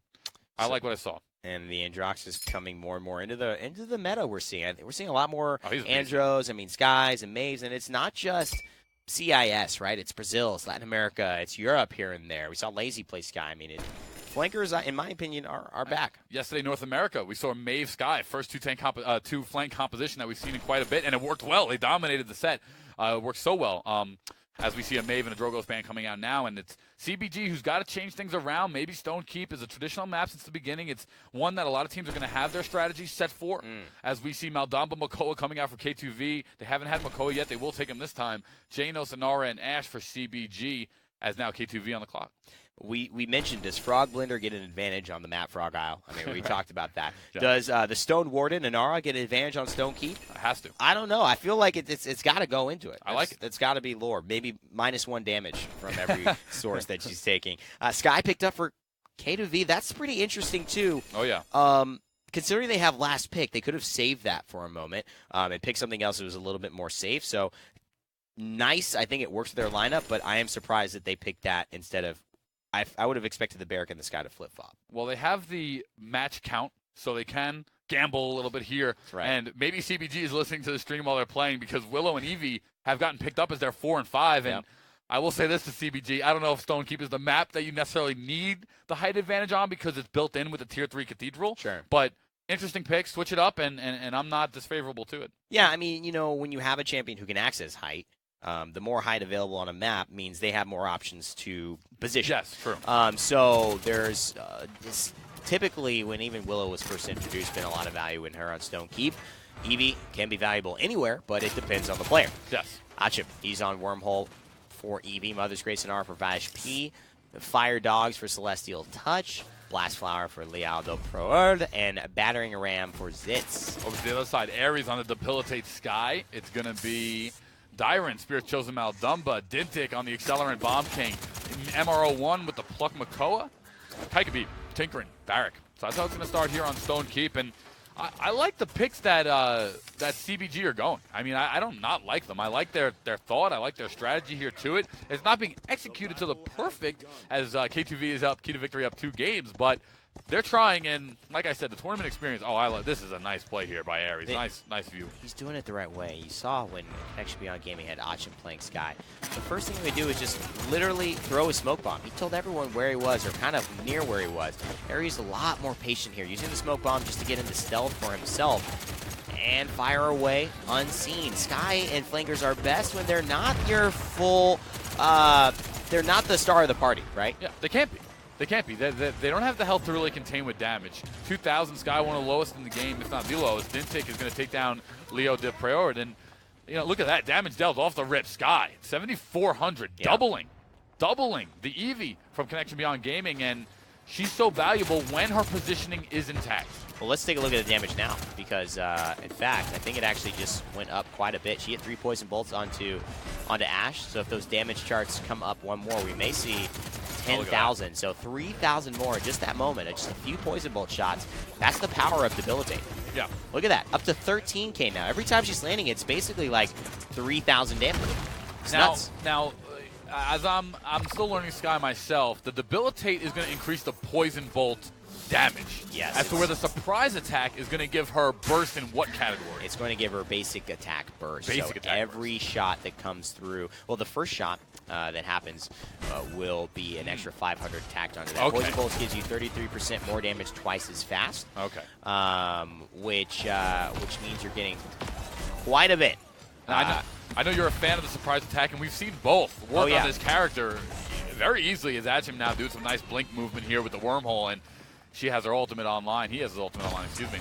And 145 remain on the clock. Payload, Key to Victory, 1-0 so far. I become more and more of shifting over? No, not shifting over, but tolerant of other, realm of thought besides the surprise attack. Debilitate I thought was less than impressive, but the way it could be used against really high health, high defense tanks like Ashe, like Fernando, like Inara, I think that can really be a good moment to go into Debilitate. But if you're fighting a lot of squishies, I think surprise attack is still the way to go. Yeah, because you get so much more value. And especially on those, you don't need the Debilitate on the high end, the low end character license. We see a Tide Bomb coming out for Aries. Won't connect with anybody as he goes invisible here. And there we go. Now he's on the Ashe, and that's where the poison bolts really come in, because it just obliterates these high value tanks. As then Inara is the next tank in line here for him. I mean, the reason tanks win, it was a tank meta, is because of the fact that tanks had more health and just effectively had more damage because they could last long enough to input more damage than you could deal to them. And you would just die first. You didn't have enough health. Sure. What Sky does is she changes that equation. She makes it so that these tanks who have 100% more health than you, double your health, suddenly have the same amount of health because of 3 poison bolts. She takes away 3,000 or something of that nature, and that's a huge contribution to a point fight. 20 seconds remain now on the payload. It's going to be 2 ultimates for Connection Beyond Gaming, 2 as well for Key to Victory. That would have been a nice hook if MRO1 had pulled that off. However, 10 seconds remain, and Connection Beyond Gaming looking to get their first point in quite some time here with the defense, as we see Dome Shield coming out here from Barrack, and it's still anyone's game as the payload is in scoring position. Let's talk about MRO1 and his flexibility. I mean, the fact that this guy can play so well, get triples and quadras on the Ruckus, then go straight onto the Inara last game and have the 4-0 still take place. And then all of a sudden have this Makoa look really good. Very different play styles. It's so good to have a frontliner that's flexible. As Liada Bird finally takes him down, it will be a successful defense for CBG. Yeah, well, the beautiful thing about FPS is, I mean, I know that this game in itself has a different layer with the classes and the characters, but you hit your shots, you're going to be beneficial to your team. So accuracy is always going to be that top deciding factor here for all these different classes and characters, and MRO1 definitely has a ton of it, as we see him just in the driver's seat on no matter who he plays, as we take a look here at the slash lines for both teams. Bajpi not doing too good. 0-4 on the Inara, only 2 assists to his name. Aries, meanwhile, kind of having a good result on the fight, but Dintic carrying more of the I'm winning all of my duels. Sky's still very, very exposed when she does her damage, and that's what Bomb King doesn't have to deal with. One of the higher health damage champions in the game, A lot of mobility, a lot of utility. It's Achim. He's got that as well. We'll see if he can go ahead and make an impact here, but immediately doesn't like what he sees and just moves away. You know, Evie is a character. It's just, I feel like she brings so much to the table when played in the right hands. I mean, there's no other character in the game that has the maneuverability. Oh, what? Oh! Wow, so Aries almost had a beautiful juke there hiding right in the corner. And Achim was able to sniff him out and finally take him down, but he was able to get 2 kills there. Connection Beyond Gaming finally getting their first point dominance, 39% for them, but Key to Victory has established it since. And you saw Aries there. He went 1 for 1. He got the kill, and then he traded. But what he did is he made Evie irrelevant in that match. I mean, basically, all that happened was everyone on Key to Victory was standing on the point. They still are. And Achim just chased Aries all round. Yeah, I mean, that's the other goal of the flank class. It's not just clean up kills, but it's also be a distraction. It's also deter people from doing their primary goals and objectives, as we see Evie over the Hail Mary over the moon there, trying to get something going there. But yeah, I mean, he's doing it right. He's playing Skye, and he's just making it look nice. And we've seen a lot of it lately. And the more I see her, and the more I'm getting impressed with her again, it really comes down to just she has a higher skill cap. There's no doubt about it. Her and Evie both do. But as we see it coming out here, and the players that play it properly, it works effectively. And it's exciting to see this happening. MR1 actually getting baited out. A lot of healing coming through, and not enough poison bolts landing consistently. Although I would imagine that with this Genos keeping everyone alive on Connection Beyond Gaming, he's serving a big role in keeping their title fights alive, so to speak. This defense going. We got a minute, 48 seconds left to find the answer.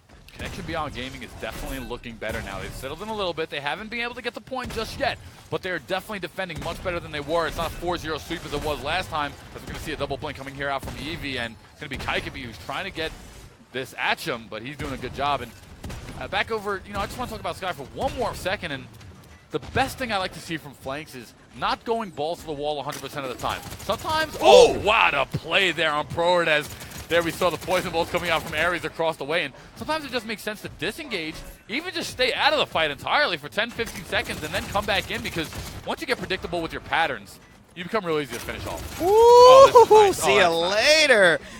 Aries moving even higher in the damage charge than when he started. Oh boy, this is nuts. 61,000 damage. Look at this. Hello, Willow, my old friend. Willow says, I don't remember. Ow! Push successful coming out here for Key to Victory, and I mean, this guy Aries cannot play the character really any better. I mean, when the enemy team is not even looking for you, that's how you know Skye is being played effectively. Willow had not a clue, and Nara had not a clue. Nobody on the enemy team knows where he's located, and that's due to his amazing positioning. What's amazing is that Aries really picked it up that round, and you saw a lot of those kills that he got on the Willow fleeing away, the Ashe coming back and forth, pressing her down. I mean, those are 2 kills that you have to say are pretty responsible. Aries is pretty responsible for singularly.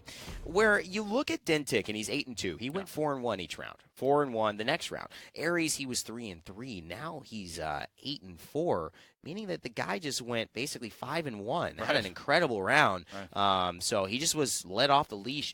Somebody's got to deal with this Skye. The problem is, I don't know if they have enough time. It's already dire straits. It's the last point. You could buy Illuminate, but you have to spend it all in this round and hope that works out for you. Well, Ashe went Illuminate first. That was her first item she picked up. So she went with that strategy right off the rip. And we talked about this last time we saw Skye. When you see a member of the enemy team go Illuminate, you then can position yourself away from him. Right. She's trying to find you, but she's having no success if you're doing the right job positioning. So, I mean, Aries cannot play this character any better. I'm really liking what I'm seeing. We're going to see Connection Beyond Gaming with the comeback mechanic, and when Aries starts doing things like he's doing and playing like he's playing, it allows the rest of his team to open up, and Dintic is finding success now, more so because Aries is just doing the right job. I just wait for the blink, I would imagine. Nice time bomb. He's stuck between a rock and a hard place. Still going to get him. The ultimate actually does take down Achim, who probably tried to ice block, then immediately blink, as we saw him do before. He should have just ice blocked and stayed, because he could have blinked after. He would have avoided the time bomb, but it was not able for him. So 27% for Key to Victory. It's going to be Connection Beyond Gaming, who's going to get point control here. Zitz is going to take down Dintic, and this could be their game. And Vash P is going to be on the Inara blocking out. Oh, nice play there by Vash. He's going to have to be careful, though. Look at this health slowly deteriorating and increasing. He's just used his big cooldown to keep him healthy.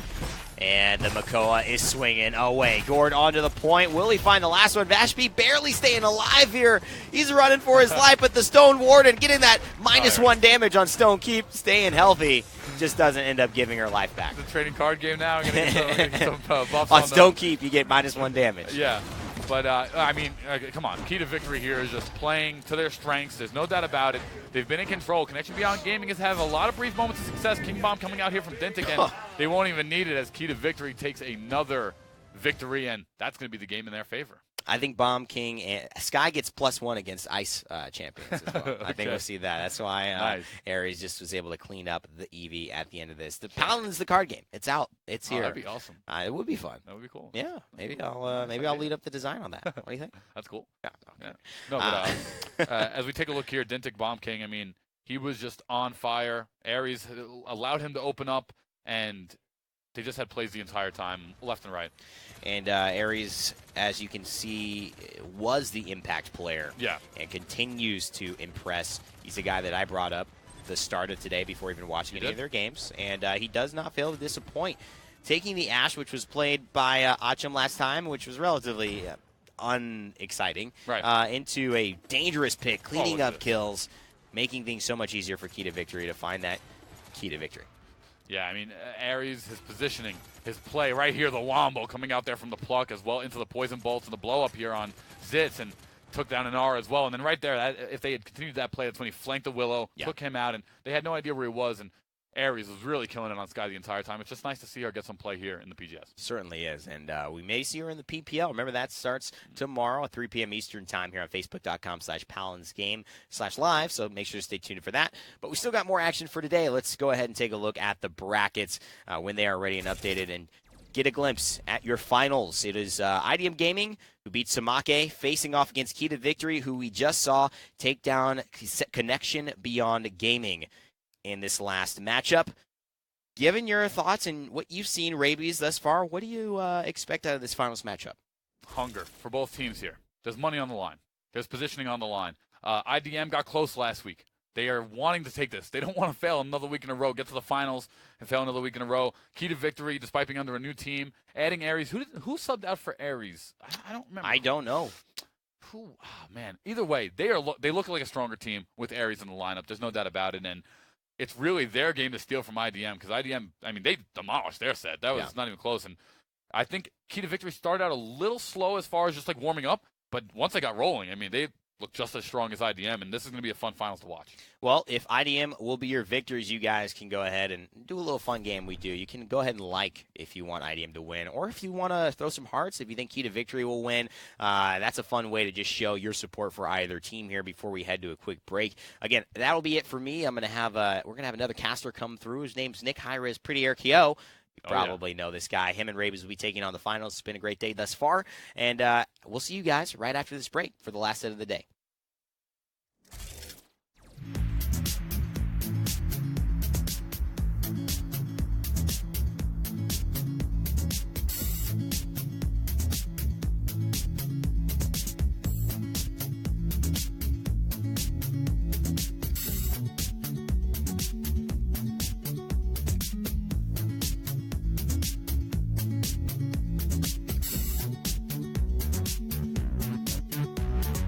Wish that I could stay.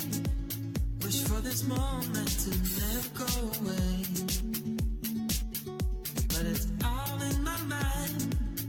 And though I know that there is nothing to find, you're a beautiful sight in the summer night. And you can't put up a fight in the misty light.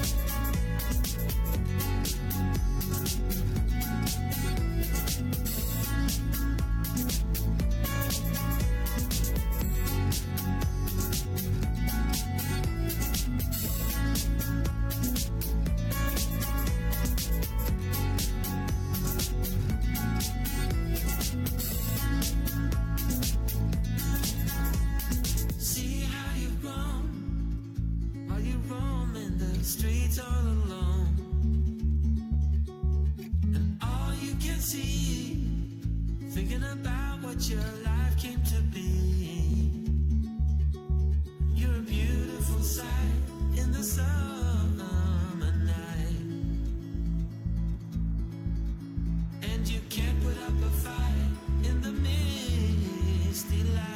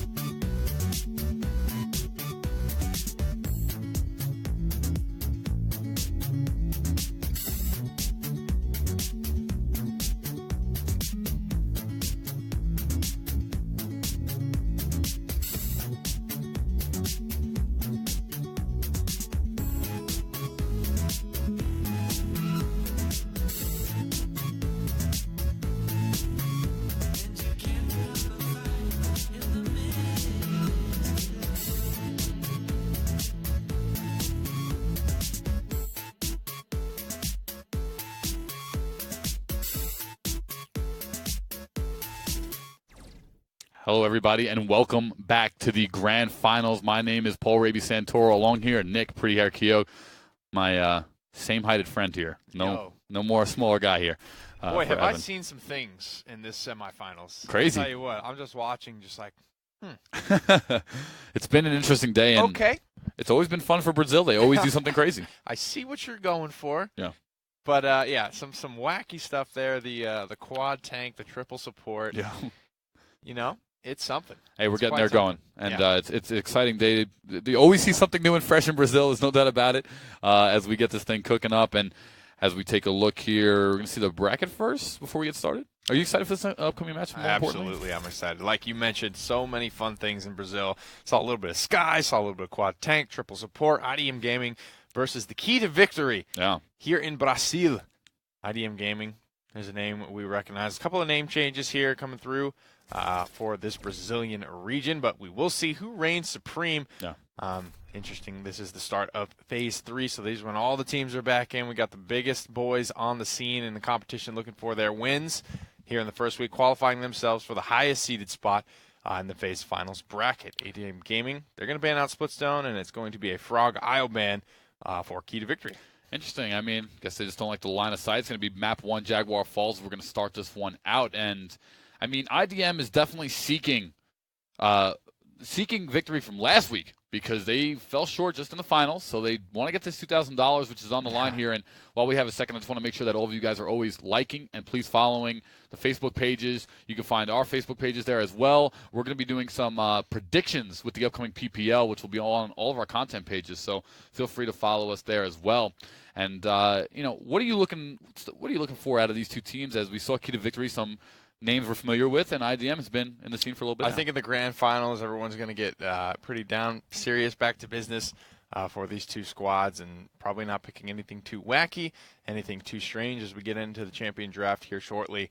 I haven't seen Lex in Brazil in quite some time. That was like they liked it. I think with the changes, though, we saw he's getting an accuracy increase, or the total bloom. It was at 78%. Now it's being tightened down to 92% max in accuracy for the pistol man himself, the gunslinger. IDM Gaming, they're going to go with the Cassie first ban on Jack Falls. It's going to be interesting here. It's going to be Sha Lin for Kill the Victory. And IDM now on the clock as they are going to go Ash as their first pick. And I don't know why I laughed, but I just saw their monkey symbol. It made me laugh for a second. I just thought it was hilarious. Like, It's the little things. It is. And Barrack going to be the first kill there.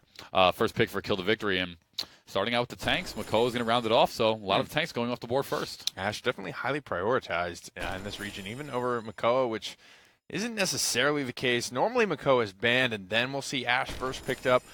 But just liking the flexibility, like we talked about yesterday, a lot of margin for error with this character, a lot you can do, a lot of utility. And it's just hard to screw up. It's hard to get caught out with a character with that much gap close, damage reduction, CC immunity, all the tools, everything in the kit. And Droxus does come through, though, for key to victory. They're going to round off with Janos as well. IDM on the other side. Maldumba, Leon's going to come through, sneak through again, and Bomb King's going to join her as well. Anara is going to be that final pickup here, who we don't see. We've been just seeing more and more and more of. She's, I mean, yesterday Arai playing the Anara, making crazy play after crazy play, and Sky coming through on Kill the Victory again. And that's going to be obviously a pick for Ares, who last game, him as well as Makoa were just wombo comboing the pluck into the poison bolts, and it worked so well. We're going to see how it works against a real team. IDM getting ready to do some work here. I mean, Debilitate is scary. It is a terrifying amount of damage that can come through on that Sky. And interesting that no Drogos picked or banned on one of his traditionally strongest maps. The Bomb King prioritized much higher, just a comfortability thing, but this guy's going to take his place, I guess, today. Yeah, we'll see how that works out. Metal's going to have Spirit Chosen Maldumba.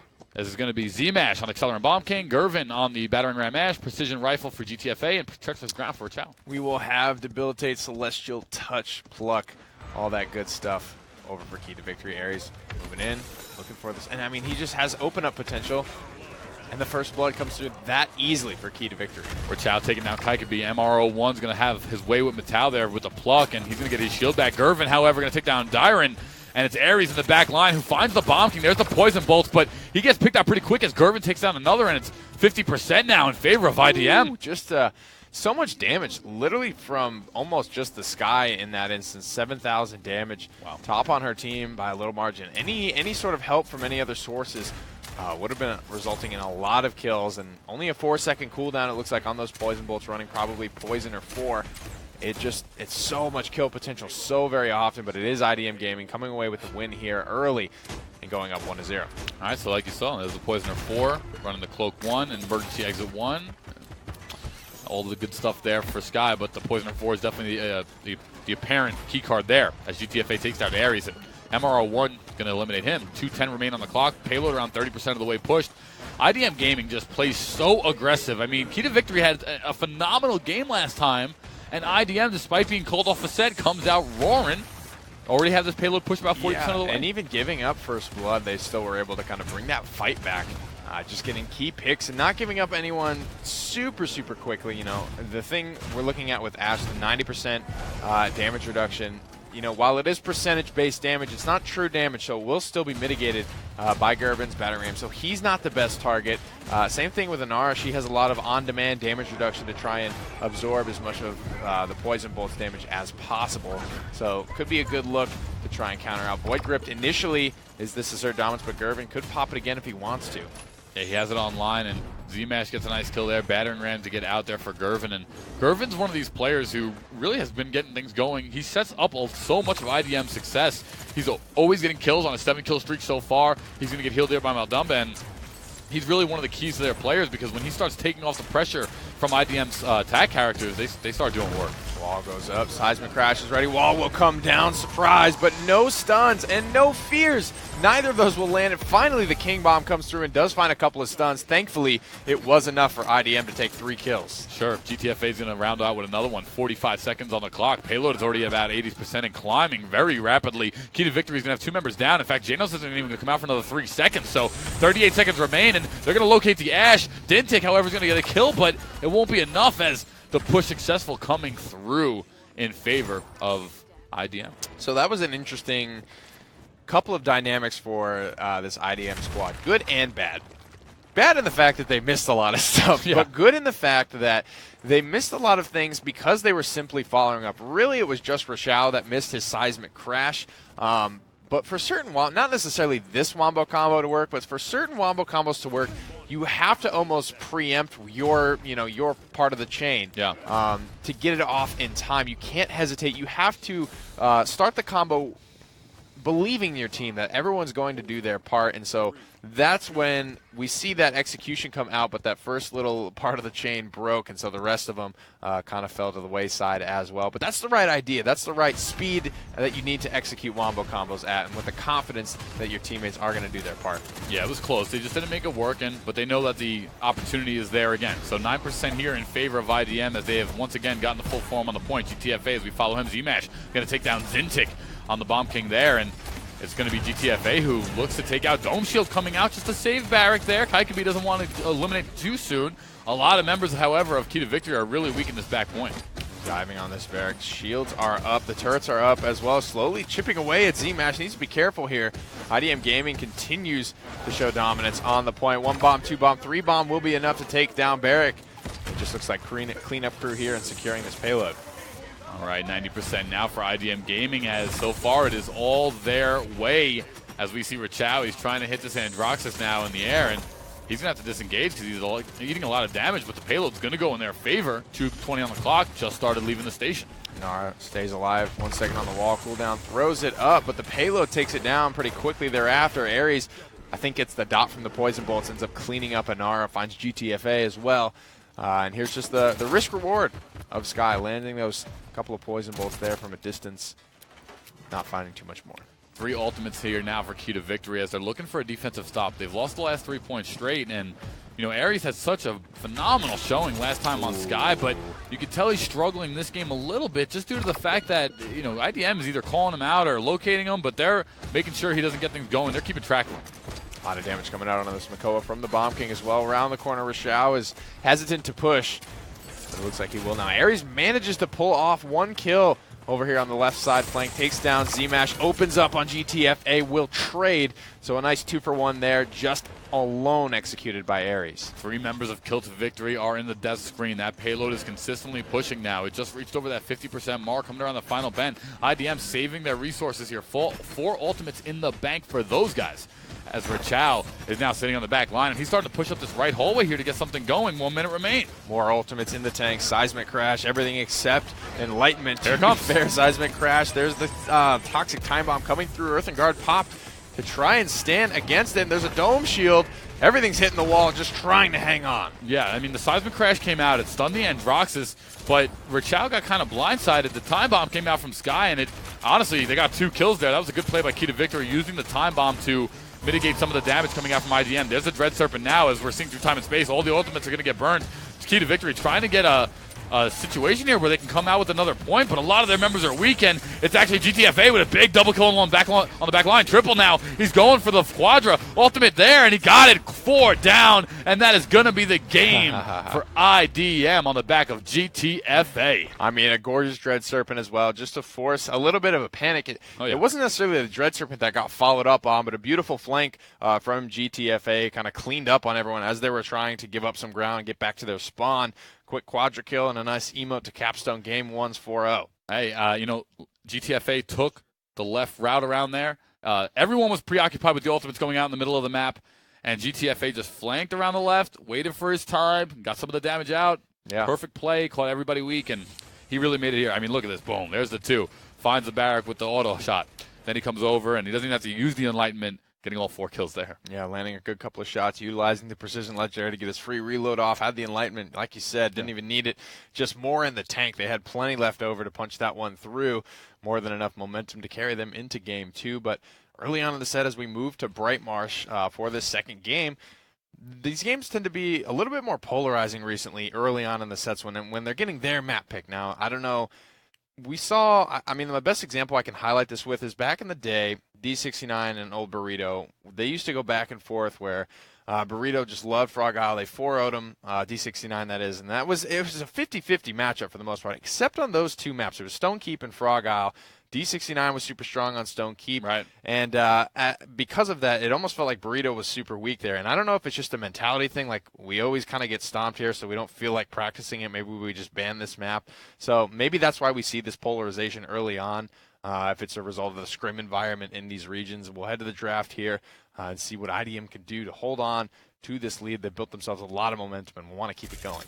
I mean, the whole point of the map picks coming out in favor of your team is to, you want to put the pressure on the enemy. You want to execute your strategy to whether it's scrims, whether it's practice, whether it's however it is, whether it's the bands, whether it's the players you have, the characters rather, you want to get that lead. Because then it puts pressure on K2V, because if they don't get this set, they fall down too. And then that's where you just almost start getting that swagger about yourself. IDM is going to ban out Cassie, K2V over going to ban out Drogos, and they're going to first pick the Bomb King here.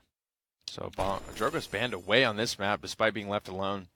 The previous map, Jaguar Falls, I highly regard as one of his strongest maps. Bomb King first picked here on Bright Mars. So Blaster prioritization. Haven't seen Willow in a minute. She received very minimal downward tuning in the way of her ultimate charge, but that was it. And she was kind of up and up, especially in Brazil. She picked a lot, yeah. That was where we saw her most, and now just falling off kind of across the board.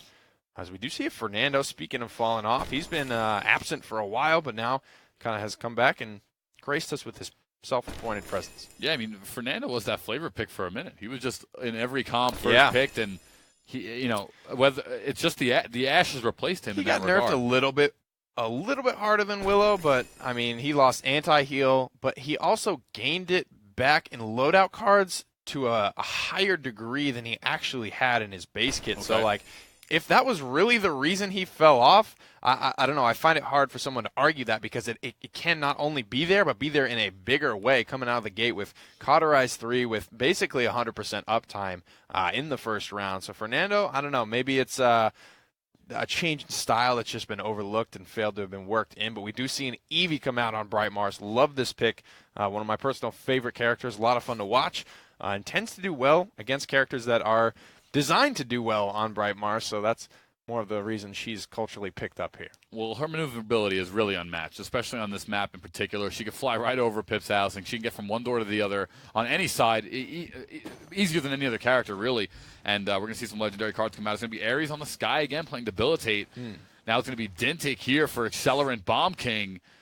As we see now, MRO1, Treacherous Ground. It's going to be Spirit's Chosen, Dire, and Maldumba, and then it's going to be Scorch on the Kaikubi Fernando. Mitao will have Pluck Makoa Rashao, will have Battering Ram, Ashe. GTFA will be playing Desert Shadow, Shaolin, Z-Mash with Celestial Touch on his Genos, and then Wormhole for Gervin's Blink Eevee. Beautiful stuff there. Let's take a look at, I actually kind of look at Gervin's loadout, see if it's, what I'm thinking is, range, a little bit of health, a little bit of flight speed, a little bit of Killing Frost too. I run this card, what's he doing? He's saving, making a decision there, I think, on his item. Picks up Cauterize there at the end of the day and then moves out. But will kind of give up that early game positioning as a result of that indecision. Yeah, I mean, she can make it back pretty easily, but that was an interesting one there. We don't see that too often, as 30% now for Key to Victory. First blood going in favor of Dintic, though, however. So didn't, I guess, maybe that did hold back IDM a little bit, as Irvin kind of didn't get anything going yet. 60% in Rising here for Key to Victory. Definitely giving up the majority of the positioning. I mean, early game positioning is so important that we will see certain tanks and Rs and barracks usually will go into Master Riding specifically for their early game positioning. They want to be the first one there. They want to be the gatekeeper of the point in that way, but now Gervin foregoes that decision, and 99% on the point for Key to Victory in overtime is going to be started. Ooh, coming now with the... Why? This guy is going crazy right now. All right, so pause from a GTFA, and if I was GTFA, I'd say, Gervin, what you doing? This is getting crazy. I mean, I agree. This is actually something that I definitely try to sort out in my in ranked in the pregame lobby. I'm like, all right, who's going what? Where are we comfortable? But then the second we get it down, everyone's knows kind of what they're going to be picking. I'm like, all right, who's going Wrecker? Who's going Cauterize? It's the next kind of step in the process here. That decision is very important. It's very important to have a good spread, and you don't want to miscommit that, because that honestly it's not going to lose the game outright for you, but it's going to put you in a bad spot and maybe allow the other team to snowball. Things like a little bit more time up on the shields, a little bit more healing coming through in the early stages of the game can really, really tilt the scales. And, a real big switch up here for Gervin. We've seen him literally on the Ashe or sometimes a Barrack, but Ashe 90% of the time, and now we're seeing him on the Eevee, so I wonder where that switch came out for them. As Dintic, we take a look at his POV, 2 minutes remain on the clock, and Key to Victory finally get a little bit of swagger here as that payload is start to push in their favor. Mitao takes down Ares, though. A couple of picks either way, trading 1 for 1. In the backside of this fight, we're seeing Fernando extremely low. GTFA will clean him up. Heat Haze is ready to go. doubt he needs it. He's got the withdrawal queued up. 1,300 damage. It's more than enough to take down Inara and send Key to Victory reeling backward. Yeah, IDM Gaming had a tough start there, but they can recover with a defensive stop here as they now lead 1-0 in the match count. It's going to be 1:35 remaining on the clock as Key to Victory sticking with that Ares on Sky, so he's committed to it, and he wants to make it work for him. 30 on the clock, 2 ultimates for Key to Victory. Actually 4 now, almost 5 as 2 more come up. Immortal will find its way to full charge as well. IDM Gaming, they're a little bit behind in terms of the ultimate economy. Key to Victory don't know this exactly. We just have that omniscient view from the spectator. But if Key to Victory hit the gas pedal right now, they're going to have more in the tank. Yeah, all right, now IDM. They have some ultimates online. Kaikebi, though, is going to take down GTFA. Gervin will take down Dintic, and Kaikebi with a double on the Fernando here. Something you don't see too often, but will work in his favor now. 56 seconds remain. Red Serpent's going to come out there in the bottom right corner through time and space. We'll see that as well.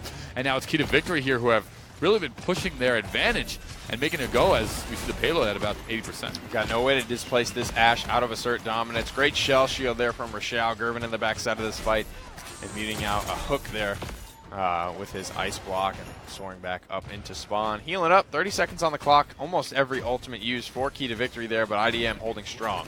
Yeah, and I mean, this is the one thing, they still have the Bomb King ultimate online, but a beautiful 3 kills there. Dintic and Ares are going to get some major plays as this, this is nice here from MR01 coming up the top, and this could be a 2-0 start in favor of Key to Victory. They are in IDM spawn, but they could get it here. In and out, Gervin trying to stall as long as he can. Ashe is stunned, but she's stunned just close enough to the payload. She falls. The payload is nearly there. Shaolin inside of Heat Haze that is actually keeping this one contested. IDM Gaming, things are looking bleak, but they're just barely doing it. Yeah, I mean, Mira 1, actually, there it is. The push successful is going to come out, and I guess Matau was the only member on, and Zmash had gotten 2 or 3 kills there on the support Janos, but IDM Gaming still fell. 2-0 start here for Key to Victory.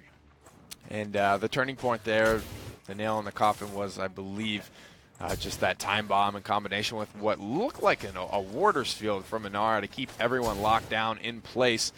We saw on Brightmar specifically, actually, Arai using Sky very, very well. And the time bomb specifically just to either zone out the entire offense to forego any sort of overtime contest coming through and to pick up things like triple kills. And Ares only at 3-2 right now.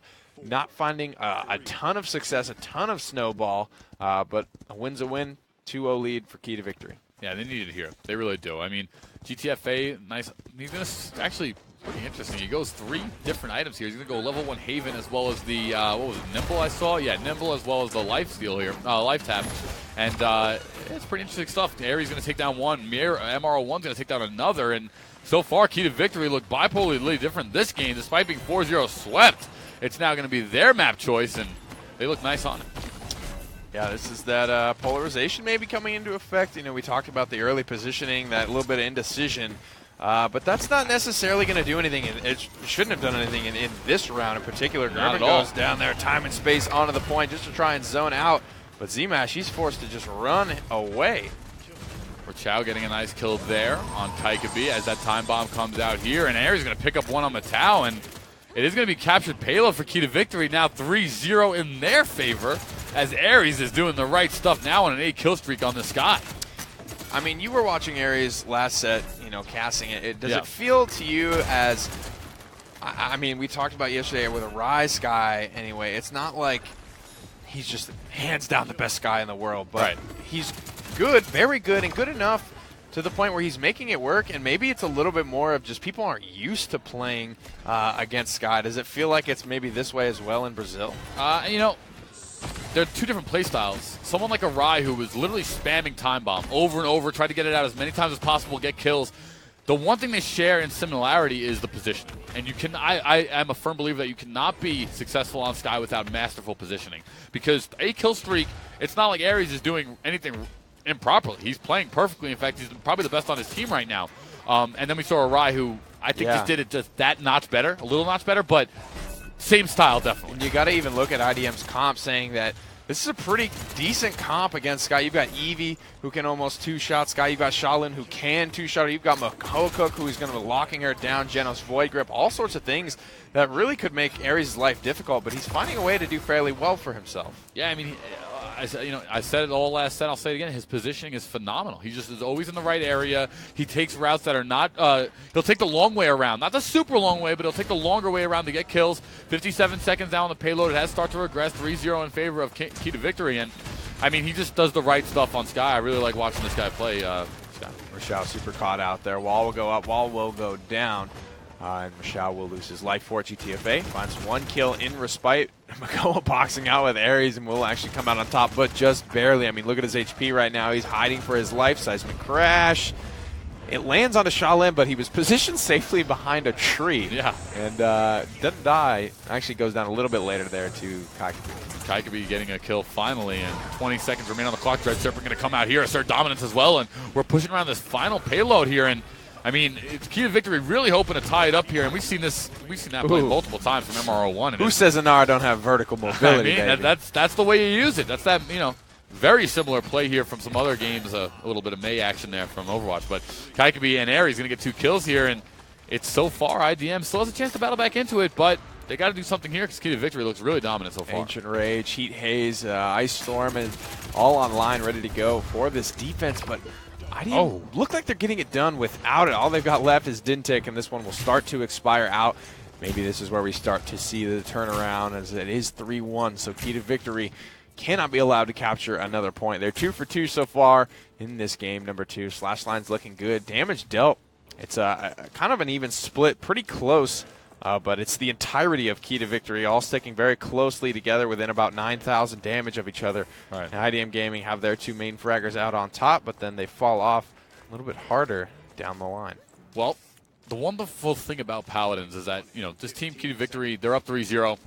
IDM Gaming gets a defensive stop. All they need to do is capture and push to tie it up. You tie it up within 1 round here, despite being down, and they're going to have the comeback mechanic on top of it. Healing going much in Key to Victory's favor now, but, I mean, they're not out of it. All they got to do is make 1 good play here.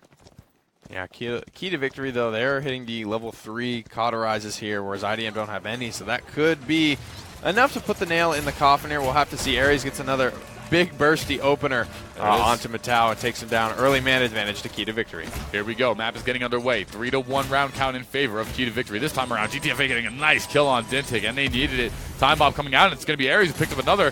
GTFA, though, however, is going to pick up Dyron, and 21% for Key to Victory as he kind of gets picked out here in the back line, but did a good job baiting the enemy team out there, as his team might be able to capitalize, and he will. He's done so much already. It's the rest of IDM Gaming that needs to be able to step up here. Gervin finds a clutch frag onto Inara. A comeback mechanic ticking away very fast. IDM already north of 60%.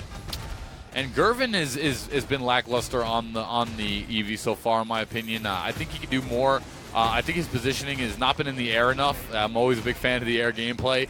GTFA is going to take down Muro, and they're going to finally utilize the comeback mechanic and get that 3-2 tie here underway. Potential through time and space going to come out for them. I guess they're just trying to zone out a little bit, get the car rolling. Nice shot there from GTFA. Wow. Gervin, now he go there. Now he's getting things going, and he finds Dyron here in the back lines, and GTFA getting some nice shots on the shot lane. Looking for this Maldama, maybe through the window here, misses that shot. Now he's in a bad spot. Stuns out Aries, though. 2 quick shots from Planted, and a little help from Gervin will result in this. Look at all the momentum here. IDM Gaming are just wishing the payload would roll a little bit faster because they've got conversion in their sights. Commentators curse always. As soon as I say Gervin's not doing great, he gets 2 out of 3 kills in the next 10, 20 seconds of gameplay. So he's finally sticking it up, and he's sitting right behind Shaolin and making the right plays off of those stuns from Shaolin. Rachao getting Kaikabi. We haven't seen much of him. And GTFA Muro will finally get 2 on Inara, and 75% of the payload has been pushed. Yeah, the Seismic Crash looks to be the stabilizer there. MRO1 able to pick up 2 kills off the back of that. Very good value for that ultimate, which is oftentimes more of a counter initiator than anything. But ultimates like that, I like to think of a Cursed Arm, sort of. Not counter initiation, but using it late in the team fight when cooldowns are down. People are trying to get away from you, and you just throw that out to capstone a nice team fight. That's how we saw MRO use it, and it was to great effect. Key to Victory. Now, they are trying to get something going. They're trying to get this defensive stop here, which obviously will not lead to their win, but it will stop IDM Gaming from tying it up. MRO1, lovely play there, taking out GTFA, and a double kill. We're taking a look at a Verizon book over here as MRO1 is making Inara shots look nice, and he's going to pin in the Mako is actually going to slide out the back, but will still fall to Dintic. She received some changes to her weapon. I think that's something we haven't touched on too much, but the self-slow and the quickness at which the 3 burst goes off, so kind of like that little motion of the ocean, is actually what changed recently about her. So maybe that is what we've seen. And often those little changes to weapon fields or things like that is enough for people to just get them to try the character again, put some time in, and then maybe discover for themselves, oh, wow, this was actually been really strong all along, and this weapon thing is just a nice little cherry on top. Well, a buff is a buff is a buff, and it will always come down to that no matter which way you look at it. And if she's going to get a faster weapon damage, it's going to help no matter which way you dice it up, even if the damage itself is not impacted. And for IDM Gaming now, Payload pushing onto this the final check hold rather, and Rachao trying to get something going here on his Ash, but Key to Victory having a nice defensive stop here as they're looking to hold the team here. He goes absolutely nowhere here. A couple of quick bombs from the backside of this fight. Dintic will take down Rachao. Matau quick to fall as well. And a complete hold there from Key to Victory without the use of a single ultimate, though the same can be said for IDM's offense. So it will go ahead, go to that 3-2 split, half comeback mechanic enabled in this round with all the tools on the table for both squads. Who do you think has the better ultimate success here? Maybe a Wombo Club? Definitely Key to Victory. Yeah. I need to look at the items, though, because it is very crowd control based. 3 resilience is online for IDM, so that's a pretty decent investment in terms of not being locked down. So the King Bomb stun, the fear from the Dread Serpent, the stun from the seismic crash on an R, those are all key things to set up team fight wins. And it's all completely based off the crowd control. The 2,500 damage is nice on the Bomb King, but you would prefer to stun out a couple of people to just lock them down and make it easy to win that team fight. But with Resilience Online, it's going to be very difficult to do. Well, we're going to see what comes out here. Assert Dominance is going to come out from Rachao. Did she get it off? No, she's going to have to reactivate. Pogo stick. However, it'll finally come down now, and IDM Gaming, all the ultimates on the table. However, time bomb being held, and there goes Fernando's MRR1 going to get the first kill on Gervin in favor of Key to Victory. Zmash will take down Miro, 24% for IDM, and let's see how it plays out here as Kaikubi takes down Rachao. Right now it's IDM, but as they do lose Rachao, they've got to back up. Long-range tie bomb from Ares actually does take down Matau. Poison bolts will miss. Into the ice block goes Gervin. And now that's Ares' cooldowns down, so he might not be super effective in this next fight if IDM can take it in the next 15 seconds. Ares takes down GTFA, 48% and rising now for Key to Victory as they have their stance and their stamp on the payload and on the objective, and they just need to get it here, 72% and rising for them. And IDM has got to find a way in here as they are looking kind of pushed out. Zmash trying to get something going for his team, but to no avail as Key to Victory is easily going to take that one 4-2. Yeah, super convincing, and that's just what we talked a little bit about, the polarization of a team's map pick and their strategy and knowing exactly what they want, and you're probably playing a little bit more reactionary if it's not, your run-of-the-mill map that you like to play on, that have strategies for, all that good stuff. So that's why we see those big swings going from getting 4-0'd convincingly very quickly, 100-0 caps, to getting, this struggle bus 4-2 loss in the second game. So now this is when we go to loser's pick in terms of the maps, and we've seen how important those can be. And this is where it maybe starts to even out a little bit more, because the deeper you go into the pool, the less preference you're going to have either way. But in that game, Dintic on his Bomb King, he started out extremely strong, finished out very well for this Key to Victory squad. Was one of the higher damaging, better slash lines, burst damage, important to taking down that pesky Ash. He does fall there, but good couple of kills from the backside here. Secures the defense for Key to Victory. Yeah, he was all over the place, just throwing out tons of bombs, sticky bombs everywhere, and he made the Grumpy Bomb look nice. And Bomb King, one of the best characters in the game, there's no doubt about it. When it's played on the right hands like Dintic, it looks even better. So that was a great play by him, tying up this set 1-1 as we head over to Serpent Beach for map 3. Okay, so we're looking at vertical mobility here. We saw Drogo's band out in Bright Marsh. Didn't see a bander picked in Jag Falls, so it's hard to kind of get a read on how these teams feel about the character, but if they are going to pick it, it'll probably be here. Same thing with Androxus, the vertical mobility, the Eevee. All those are definitely going to be fair game as we head into draft for game number 3. All right, it's going to be exciting stuff. We'll see how both teams are going to pick and ban their way to victory this time around. 1-1 is the count. Shaolin going to be the ban out for IDM. K2V on the clock now for their ban. It's going to be a Barrack, so band that I have not seen in a very long time, if ever. He looks so funny down there. Yeah, his face big is ass beard. priceless. As we see, Ash now is going to be the first pick for IDM. That's pretty standard. McCullough will be the rival pick there for K2V, as they have one more waiting, and it's going to be Drogos. So what sort of hit scan are we looking at for IDM? Probably Leon on this map has a really good fall off curve to be able to fight from some of the frankly longer lines of sight that Serpent Beach provides at times. Maeve, another character that's sort of gone under the radar, at least in this set, in terms of having that vertical mobility, can actually contest Drogos. I mean, if the Maeve player is good enough, has the projectile speed, projectile size as well to deal with it, but they will lock in their Maldamba. Both teams feeling each other out in a Bomb King for a little bit of blast pressure. So K2V with their last pick to try and counter out. They're going to need a tank here, maybe a Nara. To Fernando. All right. Now, I thought Cassie was going to go higher in the process. Have we seen a Torvald earlier today? Once. Yeah, once in the... No, it wasn't the 4-tank comp. It was once, though, yeah, in the 2-tank on Serpent Beach, I think in set 6. But Maldumba, Bomb King, Maeve, Ruckus, and Ash, as we see more Ruckus play, Makoa, Drogos, Cassie, Janos, Fernando for K2V. And I thought we were going to see Cassie come out for IDM on that pick. I mean, when we talk hit scan, I think just Cassie's insane with that dodge roll reset coming out for her. But it's going to be an interesting comp here. This is one of the veteran maps here, one of the vanilla OG, and we'll see how it plays out. Indeed, Gervin here on the Maeve, but Mittal with the Spirits chosen for his Maldamba battery ram for Shao's Ash. GTFA yet to select Artful Dodger for Gervin's Maeve, and Accelerant for Z-Mash's Bomb King. All right, it's going to be... ends up being Aerial Assault there for GTFA. Over to the other side, Ares is going to have the Exaction Cassie. It's going to be Dintic on the Combustible Drogos, MRO1 for the Puck Makoa. Kaikabi on the Scorched Fireball, Fernando there, and Dyron, who's going to be on Celestial Touch Janos. I actually kind of want to look at Kai's loadout here on Fernando, see if he's running Brand at all that. That's the anti-heal loadout card that I was talking about. Brand 4, so coming... Interesting that he's running both Brand and picking up Cauterize. It seems like a little bit of overkill. Do they stack? They don't. They do not stack, no. So... but it's just a matter. I mean, obviously with your in-hand, it's much more consistent than a fight. You can still miss a fireball. You know, it happens to the best of us. It's not necessarily the hardest thing to hit, but shit happens. Yeah, there is still definitely room for error there on that move. Now, 12% in favor of IDM Gaming as they have been able to take down Dintic. Ares will take down GTFA, and it'll be Kaikabi with a nice kill there on the Fernando. And now Key to Victory is going to get their chance to stamp the point. 30% captured on away.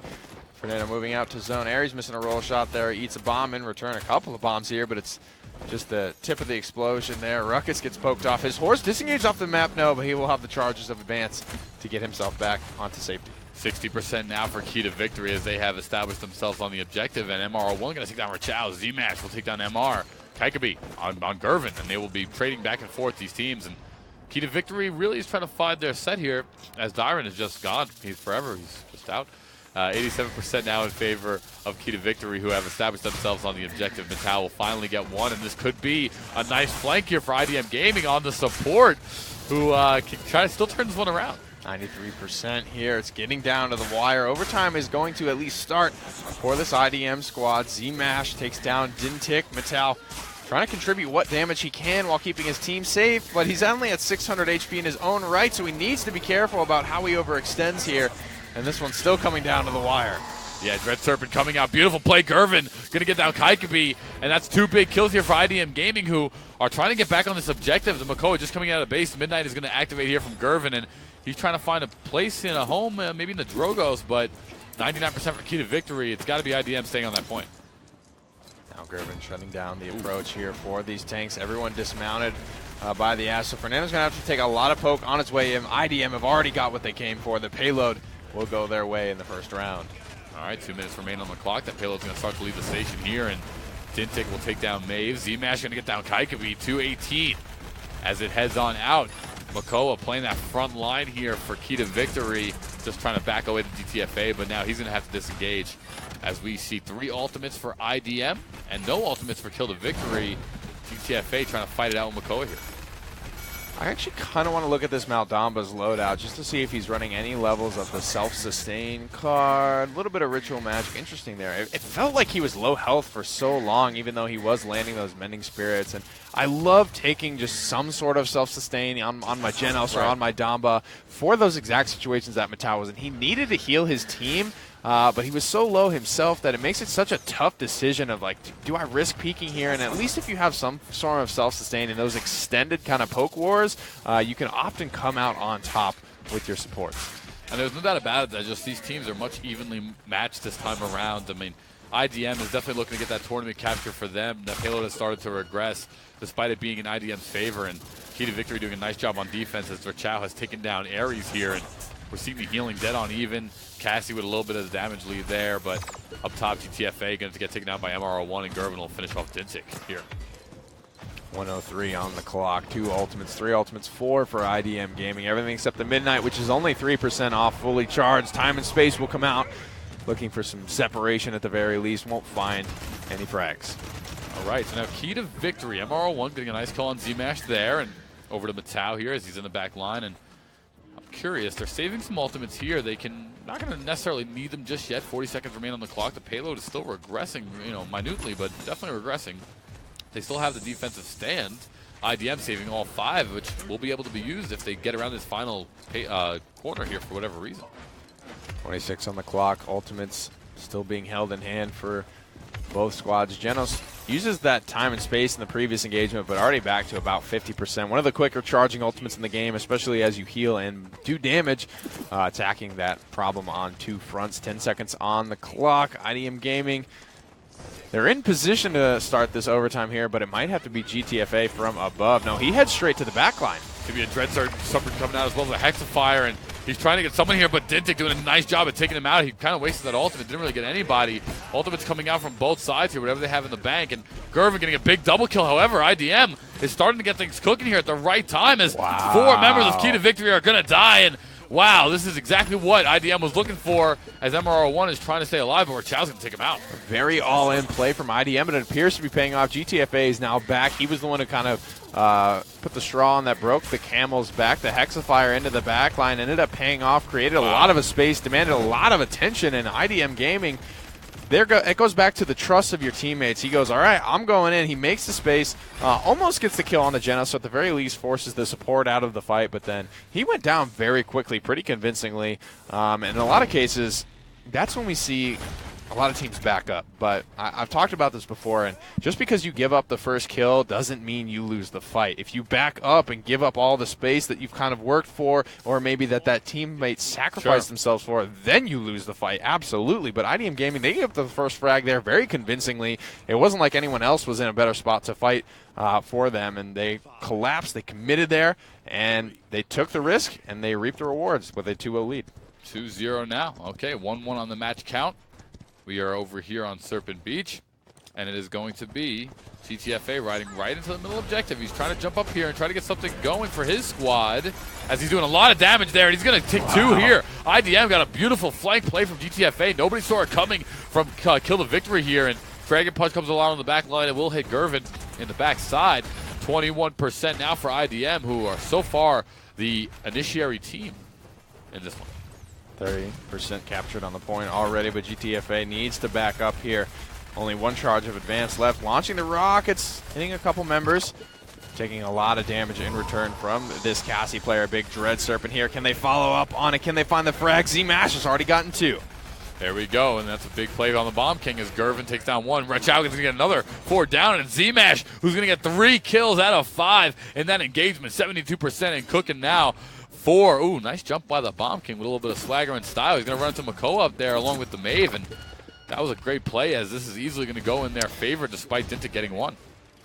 Yeah, you say swagger and style. While that may be true, it's a combination of that, and he doesn't jump as high as he used to. Normally, you could just, your accelerant Poppy Bomb would have been enough to just blast you on any amount of high ground, but now Bomb King's at that literal break point where there is 50% of the high ground he can't reach on his own, and 50% of it he can. And there's a little bit of a gray area in between where if you use clever spots or little pedestals here and there, ruins even on Serpent Beach as we just saw, that you actually can get the vertical mobility you need to get this Bomb King up where he needs to go.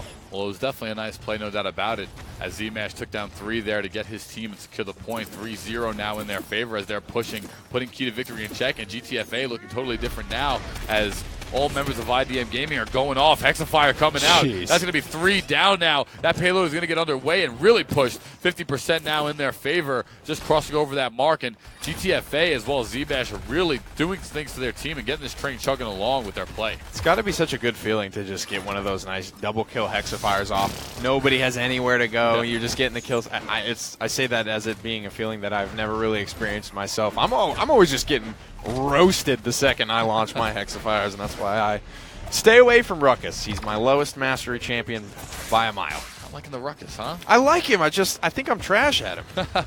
Hey, well, we all have to recognize that in ourselves sometimes. We can't all play everybody. Eevee is my character for that one. So as we take a look now, Key to Victory is trying to get that defensive stance. Some ultimates are being stored up here, and that was a very nice salvo. However, Gervin going to take down Dintig. It was not nice enough. 48 seconds remain on the clock here, and GTFA is going back in to get something started again. Got a little bit of ultimates left here to use. There goes one of them to counter out the other. But Key to Victory have so much to use. Let's see if they make something of it, but they're going down left, right, and center here. IDM could find home with this conversion and go up 4-0. Uh-oh. Nice play. Oh, wow, what a hook midair there. Z-Mash, however, is going to die, but Vital's going to take him down, and it was right there. Wow, GTFA is just doing everything for his team, and despite the Dragon Punch, unable to connect. Really? It is going to be IDM with a 4-0 Serpent Beach victory. Wow. I cannot believe that did not connect or get the payload stop there. Exactly. I can't believe they didn't find the contest there, because it's one of those like picture-perfect moments where you see both Cassie and Drogos were in range to contest, but it's a matter of, I did this the other day where I jumped in overtime on my horse trying to get down onto the point, but the game ends while I'm in midair, and I continue to go onto the point, so I look like I was doing my job, but a little bit too little too late there. GTFA on his Ruckus, though. We talked about big commits to the back line there. This guy cracking things open for his team in a lot of cases, staying alive, doing a ton of damage here onto this Makoa, ringing the headshots through and true, and just being a force of nature for his squad. Yeah, he was positioning himself perfectly the whole time. This was beautiful. Yeah, look at this. Came down. Nobody on Key to Victory even knew where he was. Came out of the sky, was able to pick up the kill on Dyron, which was a huge one. And, I'm really starting to get something looking further. What's the reason why that Dragon Punch didn't stop that payload? It must have just been an exact timing thing, but, I mean, it looked like he was in the range. It looked like it was indeed, but it will be that 4-0 victory for IDM Gaming. They'll go ahead up 2-0 in this set. Frozen Guard could be where everything comes to rest. And they are up 2-1. This is a best-of-5 set, so this will be the last one if they can find the W. IDM sniffing that victory out. They fell short just a little bit last week, so they want that 2,000. They want to claim their right in Brazil as being one of the top PGS contenders here, Phase 3, Week 1 of the PGS. And just like always, guys, don't forget we have PPL action coming up Saturday, Sunday, 3 p.m., same time, facebook.com/PaladinsGame/live. It's going to be myself, Pretty Hair, as well as Rain Day. We were going to be conveying all the PPL action this weekend, and this is when the action is really going to get crazy. Make sure you turn those notifications on. But it's the same time. It's the same place. We're getting you very good condition at coming back here, right now for that hot Paladins actions. As we'll get in a draft here shortly for this Brazilian Phase 1. We get to see all the action right here on the channel. And you brought up the point. I uploaded my picks yesterday to YouTube, but I forgot to put them on Facebook. So I got to get around to doing that. We actually have some really good matchups. North American specifically, we're seeing, well, the big question is who is number 1 and number 2. Traditionally, it would have been SK Gaming and G2, but both of those teams having a little bit of hitting a couple speed bumps there towards the end of the PGS performances. They're going to be competing against each other, so that's a nice decider. Normally, G2 historically has been taking that, but a lot is going to be decided in just Week 1, and then in Week 2, it's almost the flip-flop where we have a lot of big matchups in Europe as well. Yeah, and just across the board, I know that there's traditional things have happened in Paladins esports, but you never know. Teams are practicing. Yeah. They know the PPL's coming. You always see surprise upsets in sports, and I'd love to see some in the PPL this weekend as well. So it's going to be an interesting stuff for not only us, but as you guys as well. Make sure to tune into that 3 p.m. Eastern, Saturday, Sunday this week. As we see IDM now going to ban out Makoa in this game. potentially could be the last one if they eliminate K2V here. K2V fighting for their tournament life. Shaolin going to be banned for them. Barrack as well to start out their draft pick. Now, I might be starting to sound like a Jehovah's Witness here, but What? have you heard about our Lord and Savior Strix on this map? Could be something that we look to execute here. Haven't seen just Sniper play in a while. Maybe Yeah, it's, no one, huh? I don't know what it is. The strength of Ashe, maybe the dive tank, just too much pressure. Certain flankers coming back in and being even more lethal in Droxus and Maeve. And even Eevee, she's never fallen all the way out. Eevee's been a character that's always just, with that much mobility and safety and now damage. Stays relevant, yeah. Yeah, she can kind of find a way to stay relevant in a lot of instances. And we're almost rounded out here. Just need a couple more picks to come through. It will be the Leon to fight from long range for K2V. IDM, they've got a Cassie, but frankly, not looking for the long game here with this composition. The problem with Strix and Kinessa is that it's simple. You play well on them, they look amazing. You don't play that well, they're trash. And because you just lose so much point presence, and you got to rely on your accuracy to hit these snipe shots. Yeah. If you hit them, it's detrimental. But if you miss them, it's lackluster, and that's kind of the problem with it. It is. It's an all-in play style. We see that when Nocturnes play it. It has to be that way. It feels like it's everyone peeling for Akate, trying to keep him alive, and then he does his work. He carries the team fight largely by himself, but that's it. If that plan doesn't go off without a hitch, as it hasn't at LAN, when more experienced teams are there to deal with it, then, like you said, it just looks like a flat tire rolling down a gravel road. Ares here on his Maeve with the Artful Dodger pickup. Dintic with precision. Leon, MRO with an aerial assault. Ruckus Dyron on Spirit's Chosen. Maldamba and Tinkerin for Kaikabi's Barrack. Gervin, battering ram Ashe for him. Atao's going to have Celestial touch Janos for Chow on the treacherous ground. Anara, GTFA on the exaction Cassie like that. And Zmash playing once again that Bomb King Celerant as we see the items come out here for both teams. And it's going to be 3 utility items coming out here for IDM. Mitao actually #1 on the Grandmaster leaderboard. Fun Really? fact. Yep. Oh, that's a good. My man grinds. He is coming.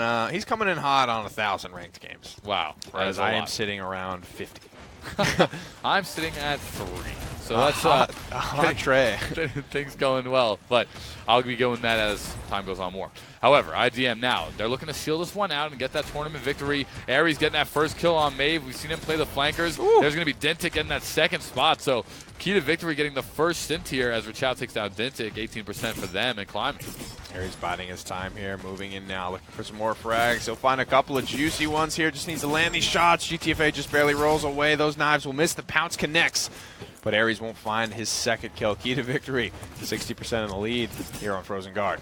And he staggers so much damage from Ares as he plugs them, but it's going to be Zmash who helps out GTFA with a little bit of bait there. 87%, and somebody's got to get on this point here for IDM, but Kaikabi's going to take down Matau, and Matau has definitely been the backbone here of this Key to Victory game. Unfortunate to lose the support first in that team fight, and Nara will be able to get on. She'll be able to contest, but for how long without healing? It's a good fight, but a fight that looks a little futile nonetheless. These overtime resets are coming through, but just as a formality here, the bar will expire once more, and Key to Victory will come away with this first payload. IDM now have to set up for their defense. 1-0 round count now in favor of Key to Victory. So they've gotten things changed up a little bit. The Leon on Dintic might be the play they were looking for as we see that payload 2:18 on the clock. Payload now coming out of the station. Zmash going to take down Kaikabi. And Dintic here on the 3-kill streak is trying to turn this one around and tie it up 2-2 here on Frozen Guard. So a couple of things I saw, or didn't see, but I'm inferring that went wrong, was we saw Ares back there in the mines, biding his time on Maeve, healing up out of combat. So that tells me he got the pick he was looking for. I was probably Zmash on the Bomb King, because he's the only one I really didn't see out in the field. So he gets that pick pretty early, comes back into the fight, and finds a juicy low HP, both Cassie and Anara, cleans them both up. So that's really what went right for Key to Victory, and maybe what IDM look out for going forward. Dyron getting one, Dintic getting another, and 3 down for IDM Gaming as MR01 has played a successful Ruckus most of the time he's touched the character. Dintic on Leon, however, is really the standout now as he's totally changed his game style in order to support his team. 2 members of IDM Gaming are down, 118 on the clock. Ultimates online for Key to Victory as well. Ruckus popping that Hexafire here and now, but through time and space to respond. Doesn't do a whole lot, frankly, because of Ruckus's emitter shield, and Key to Victory just slammed the conversion home off of the back of that, and just a beautiful play there from MR01. It's a nice thought from Mattel for the time and space to come through, but that's a 3,000 HP shield. Your ultimate only hits for 2,400, and you've got another 4,400 base HP to chew through on that big bad mech after the shield pops. So, what was the thought process to even sending it out there? I mean, it is a good thought, but you need more. We saw that was actually, who was doing that? There was somebody in NA, one of the Genos players, that was doing that basically on cooldown. That was all he was saving his through time and space for, was to just pound this Ruckus the second he Hexafire. Because really, that's the only counterplay to Hexafire, is to either burn him or get the hell out of his way. Sure. And when conversion is in the question like that, getting the hell out of the way is going to result in you losing. 3 ultimates online for IDM now. Only 1 in favor of Key to Victory. That's going to be Leon on Enlightenment. And 15% now for Key to Victory, as they've gotten right into the point. And you see an extreme comfortability on this map. Mattel, however, finally taking down Ares. That's going to be the key to it. And Dintic has a beautiful line of sight as he's doing a lot of damage to everybody on IDM Gaming. Seismic Crash comes through, finds a stun. But it's IDM Gaming this time with the advantage here, burning this Ruckus down. 3 kills, 4 kills, looking for the 5th, and they'll find it. Clean sweep for IDM Gaming. Comeback mechanic in hand. They'll easily capture this second payload and go to work trying to tie this one up. And I really like seeing Gervin on the Ashe. He was returning back to his form now. He's played that most of the time. He switched over to do a couple different other things in the And that's so weird. Like, I'm a Eevee Ashe dude. You know what I mean? Like that's I didn't get it. Like, like I really didn't opposites. get it. And it's just nice to see him back on the Ashe. He just plays it so much better. The Eevee wasn't terrible, but it wasn't doing it for me as he takes down Dintic. It's like being a Ying and a Xin main or something like that. It's just like, no, what? What's the synergy there? I just don't get it. A to Z, Rochelle. Not a lot of transferable skills across those two characters. I don't think any, but finds a double kill and just the slow. This is the math problem right here. You can't get away from Ashe. Gervin's not going to miss these shots. He's putting you on a timer. The timer expires before Dyran can get it back to spawn. 1:42 remain on the clock now. IDM Gaming try to tie this one up 2-2. They do have that Bomb King Bomb waiting in the winds as Z Mash does take down Dintic there, and a nice shield coming out from Gervin. And yeah, I mean, it's just Gervin plays so well on Ashe. It's nice to see Ares is going to take down Rochelle, but I mean, he really leads his team when he plays the Ashe pick, so it was a nice transition back to his comfort zone. 20 on the clock. Many ultimates online for Key to Victory. A couple for IDM as well. Little bit of hurry up and wait now. They've gotten skunked at one of the roughest parts to get skunked at. The payload is way out in front, right under the base gate. So Rochelle's going to move in. He's going to try and clean that barrack turret off, get this payload moving once again. But they don't have a lot of like penetrate flank pressure to try and break this. But it is a beautiful wall combo there with Mattel and Rochelle combining to find a kill on the Kakabi.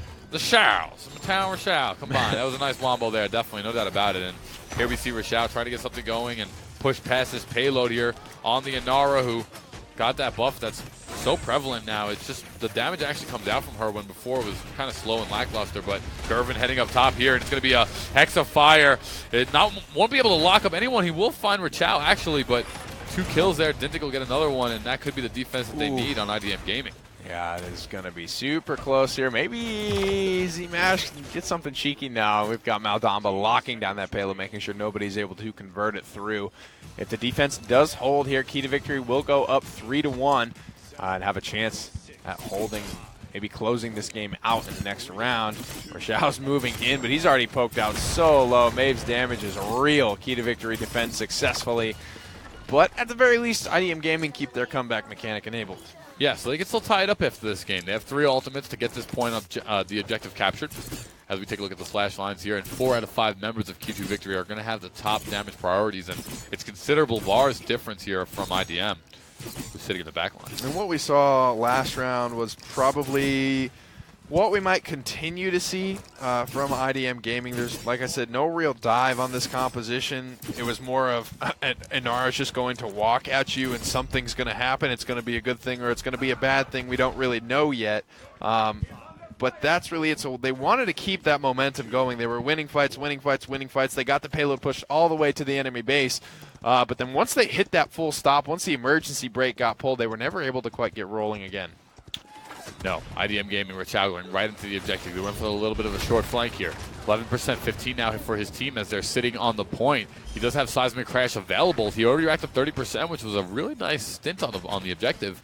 And now Ares, however, going to take down Z-Mash. Gervin and him are going to take down Dintic. And Gervin with the back flank. Once again, Ares, however, going to double kill on the Maeve. And here comes the Midnight as well. And this is where Ares really gets things cracking and shaking as he dysfunctions everybody. The disengage seems like it was good enough for IDM Gaming. Ares stays alive, but doesn't get a whole lot for his Midnight. Almost gets locked down there. Might actually be locked down. The Artful Dodger keeps him alive. Ares carrying this team fight, just refusing to lose. But the comeback mechanic on the point, somebody just stand there and they'll capture it. Z-Mash picks up a double kill before he goes down. Yeah, Dyron will be able to occupy it for now, and 97% for IDM as key to victory. Just needs to sit on it to get this win and tie it up 2-2 in this set, which they would love to do. Their tournament lives are on the line here as 2 maps for IDM Gaming. Now, over here, Frozen Guard, we see it's been a very nice play here for key to victory as IDM has one more contest opportunity in the bank. Overtime coming out now. MRO1, Kaikumi's going to get a big kill. MRO's going to activate Hexafire. Metal's going to get a kill here. GTFA, however, 2 kills coming out for them, and he's going to get stunned up in the air there with the Void Grasp, and this could be IDM Gaming, but MRO1 is still keeping him online. Backside of the fight is going very poorly. These Ruckus Rockets picking up kills. Frags falling all across the board.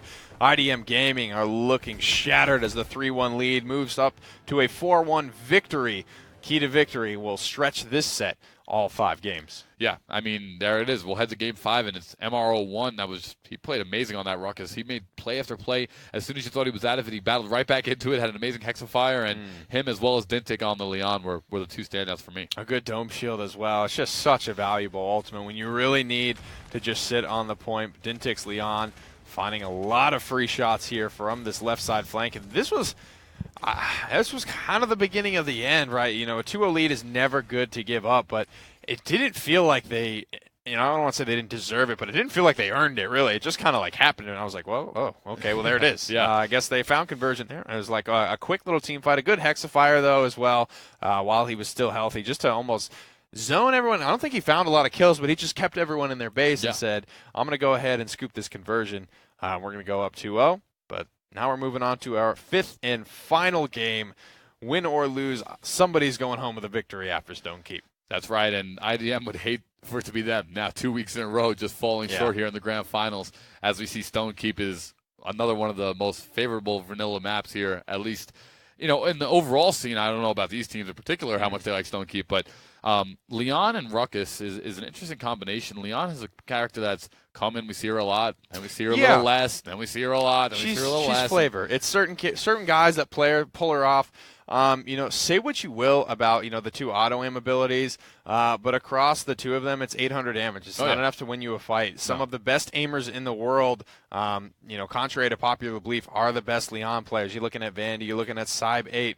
Those are the 2 ones that come to mind in a big way, at least for North America and Europe, respectively, on who's really still playing that character.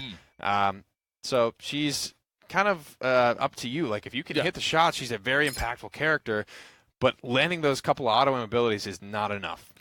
You know, well, we saw it come out there. I mean, the Leon was just so impressive, and Barrack is going to be the first pick here for IDM as the Mako is banned away. Bomb King's going to be for K2V as the Shaolin is banned away now. This is the final set. This is what Paladins is all about. It is all about this final 5th game. We'll see how it plays out here. Ash going on to K2V. Cassie will be for IDM as both teams sticking strictly to the meta so far. And a Maeve for IDM. It's been working out pretty well for them. Such an impactful ult that has come back into the mix, into being a talking point with Maeve alongside her. Her ult was one of the least touched on things. You know, buffs and nerfs happened to her. People had their strong opinions, but nobody ever really talked about the ult, and it's just such a valuable thing. You know, the vision is one thing for Cassie, but the lack of vision, the ability to just cut off your opponents, especially when you're trying to break a choke or things like that, and you just can't find your way to the backline. This is one of a very fast-charging ult that can do something that no other ultimate in the game can even come close to doing. Am I cross-eyed over here or what? What's going on? Am I seeing double trouble? What? What? Ash, Ruckus, Chados, Bomb King. I'm like looking at the game like, what am I So looking nice at? they picked it twice. Exactly. No, but, as we talk on to the other side, Cassie is going to have IDM got both. They got the vision destruction with the Mave, and they got the vision sight on the Scout. So normally a team will go Cassie to maybe counter Mave and vice versa, but they're going to have both in favor of their team, as it's actually going to be Leon is going to be the round off there for key to victory. A little bit of visual glitch there. All right, so we take a look at both of these teams now. It is the final game here on Stone Keep, as we see Mattel is going to have the Spirit Chosen Maldumba, Scourge for Chow on the Fireball. It's going to be Exaction Cassie on GTFA. It's going to be Artful Dodger for the Gervin Mave, and the Tinkerin Barrack on Zmash. Dyron with Celestial Touch for his Genos, Accelerant Bomb King for Dintic, Precision Leon for Ares, Battering Ram, Ash, and Aerial Assault Ruckus are our choices here. And Mattel I wonder if he only plays support when he plays ranked, because I mean there's no way you play 1,000 games of support and just rely on randos to carry you the whole way through. So I wonder like what he plays. He's got to have a couple things he switches off to, because like you said, it's almost not possible to I always start love watching support players play ranked. But if what he's else they got. Grandmaster, like he might have the He's number one Grandmaster. He might have the leeway to do so. Obviously, players knowing that he does that, so it could be an option. We'll see. As we see key to victory now start things off. Gervin is going to be on the Mave this time around, so this guy is constantly switching it up. He has a lot of different flavor picks, and I don't know. I like him on the Ash. We'll see how he plays on the Mave. 12% for IDM Gaming. This fight not necessarily going their way here. This Ruckus didn't see the Fernando behind him, and the Mave burst damage in combination with the heat from Rochelle is a little bit too much for MRO. He will fall now. Forcing his way, getting in Leon's face, just preventing her from doing damage to anyone else. You don't want to just sit there with your shield up, but in that instance, that is where you would want to put your shield up. Stuff one of the most dangerous members of this Key to Victory squad. And Kaikabi got 2 on the Ash there. Brilliant play. As soon as they thought they were somewhat out of it, IDM had taken that Tier 3 Cathedral on Fernando, but Kaikabi came up behind both of them and gotten a big double kill as Dintic takes down Rochelle, and it looks like to be going in favor of kill to victory, as they're going to finish off that Matau in the corner there, and they have 66% and rising so far. But they're moving very far away from the payload. They actually open up a window of opportunity. GTFA picks up 1. He could burst down Ares here. The blast shot is good as well. Now they've overextended. They've given up too much. And IDM Gaming has a chance to come back. GTFA, he's doing it to him. He's absolutely exploiting this mistake wonderfully.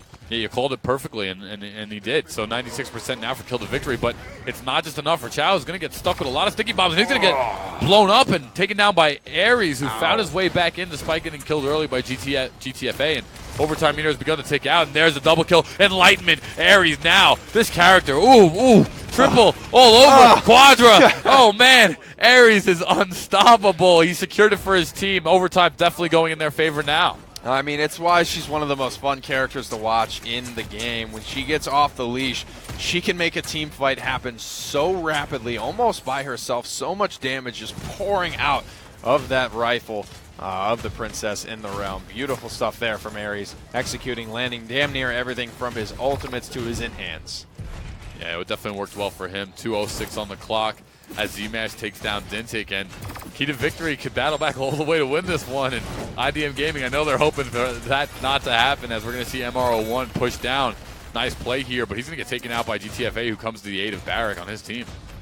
4 ultimates for IDM Gaming. Everything outside of the Scout, so frankly everything that they need to fight with. Scout is not something that you really lean on later into a round. It becomes more of Cassie's own personal CC movement. See whatever she needs it for. You use it at the start of rounds for that global vision. Gervin just boxing out with the Ash here, but it's such a difficult 1v1 to win, because Ash slowly chipping away at you over time can make it very difficult to win those toe-to-toe battles.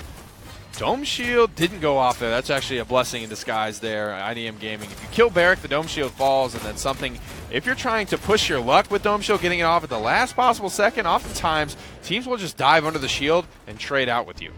Okay, so we saw MRO1 take down Rochelle, and Key to Victory, it's been Ares on this Leon, who's been really spectacular so far, setting up just so many kills for his team, as they're going to pin out GTFA here. But he's actually going to roll out and make it out to safety. Still alive. 54 seconds remain on the clock, and IDM Gaming trying to get a defensive stop here. GTFA rolling all the way around. Dome Shield coming out as well through time and space. Matau is going to get Kaikabi 44 seconds remain on the clock. He's up, he's down, he's all around. He doesn't land the shot there, and he goes down. As a result, Grumpy Bomb comes down. Hexafire here to put the nail in the coffin. MRO, a couple more shots and a double kill for him.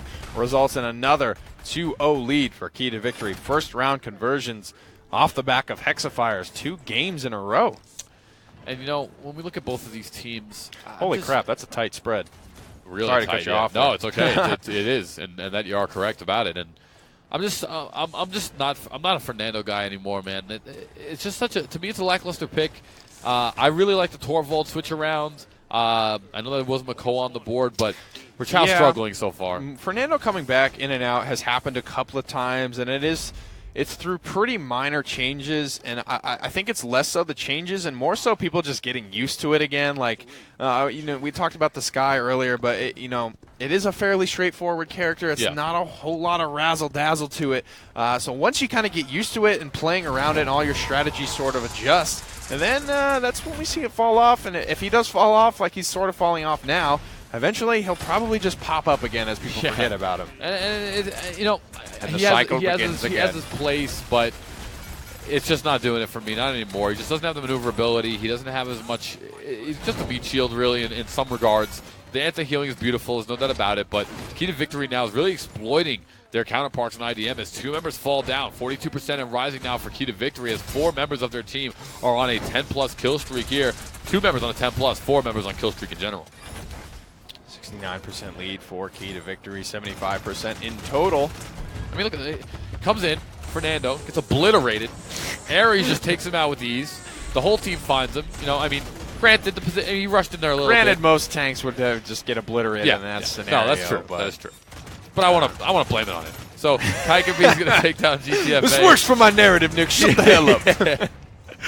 This is my narrative. As we see King Bomb coming out from Dintic here, he will take down Gervin, and he's not going to find anybody just yet. But a lot of it will attribute to, one, Ruckus finding his way back in. I am such a Ruckus fan, Aerial Assault Ruckus, and I really the Ashe and Ruckus combo is just like a nightmare when it's played properly, in my opinion. At least in Brazil, it's definitely coming back. I think we've seen it almost every game. Key to Victory sneak another payload away and go up 3-0. Actually could just roll this one through 4-0. Could be the set, but Ruckus seems to have taken place of Fernando, and not necessarily in the same role, but just he's the pick now. Yeah. And as we have double frontliner and bans now as sort of that's the meta, you have to get deeper into the frontline pool. Whether or not we want to be picking up Ruckus or Fernando, that's just maybe the next best option. That was the case, at least for Ruckus, at the HRX Invitational last year, talking to a lot of pros. I was saying, what changed about this character? Why him all of a sudden? It was like, it's not necessarily Ruckus. It's just that we need another frontline, and he's better than everyone else we got to choose from.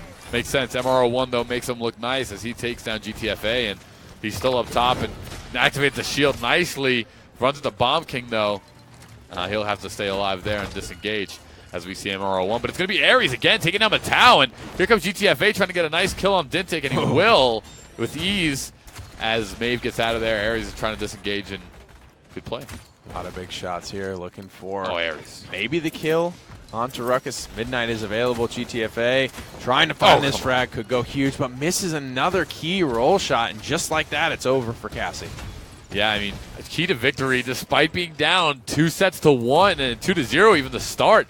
2-1. Yeah, Key to Victory, I mean, they've just, what changed here? Where did the swing happen? Because IDM Gaming was on a roll, and all of a sudden, Key to Victory has just turned around and said, no, we're about to win this one 4-0 again.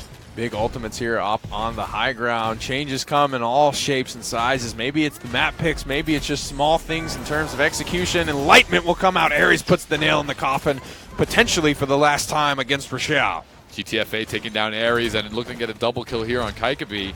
However, we didn't see it come out. Dintic's going to get double, though, and that was a big play on GTFA as well as Gervin. He has King Bomb ready. I'm sure it's going to come out any second, and there it is. The King Bomb right into the enemy team. He's going to land it on Fernando. Throw a Grumpy Bomb for a stun, and what a position here. MRO1 as well as himself, where Chow is actually being the one to hold it down through time and space. Is going to come out. MRO1's going to hit one, and it is the back line of Dintic. Another Grumpy Bomb. It looks like IDM will be able to hold on the back of Gervin and GTFA.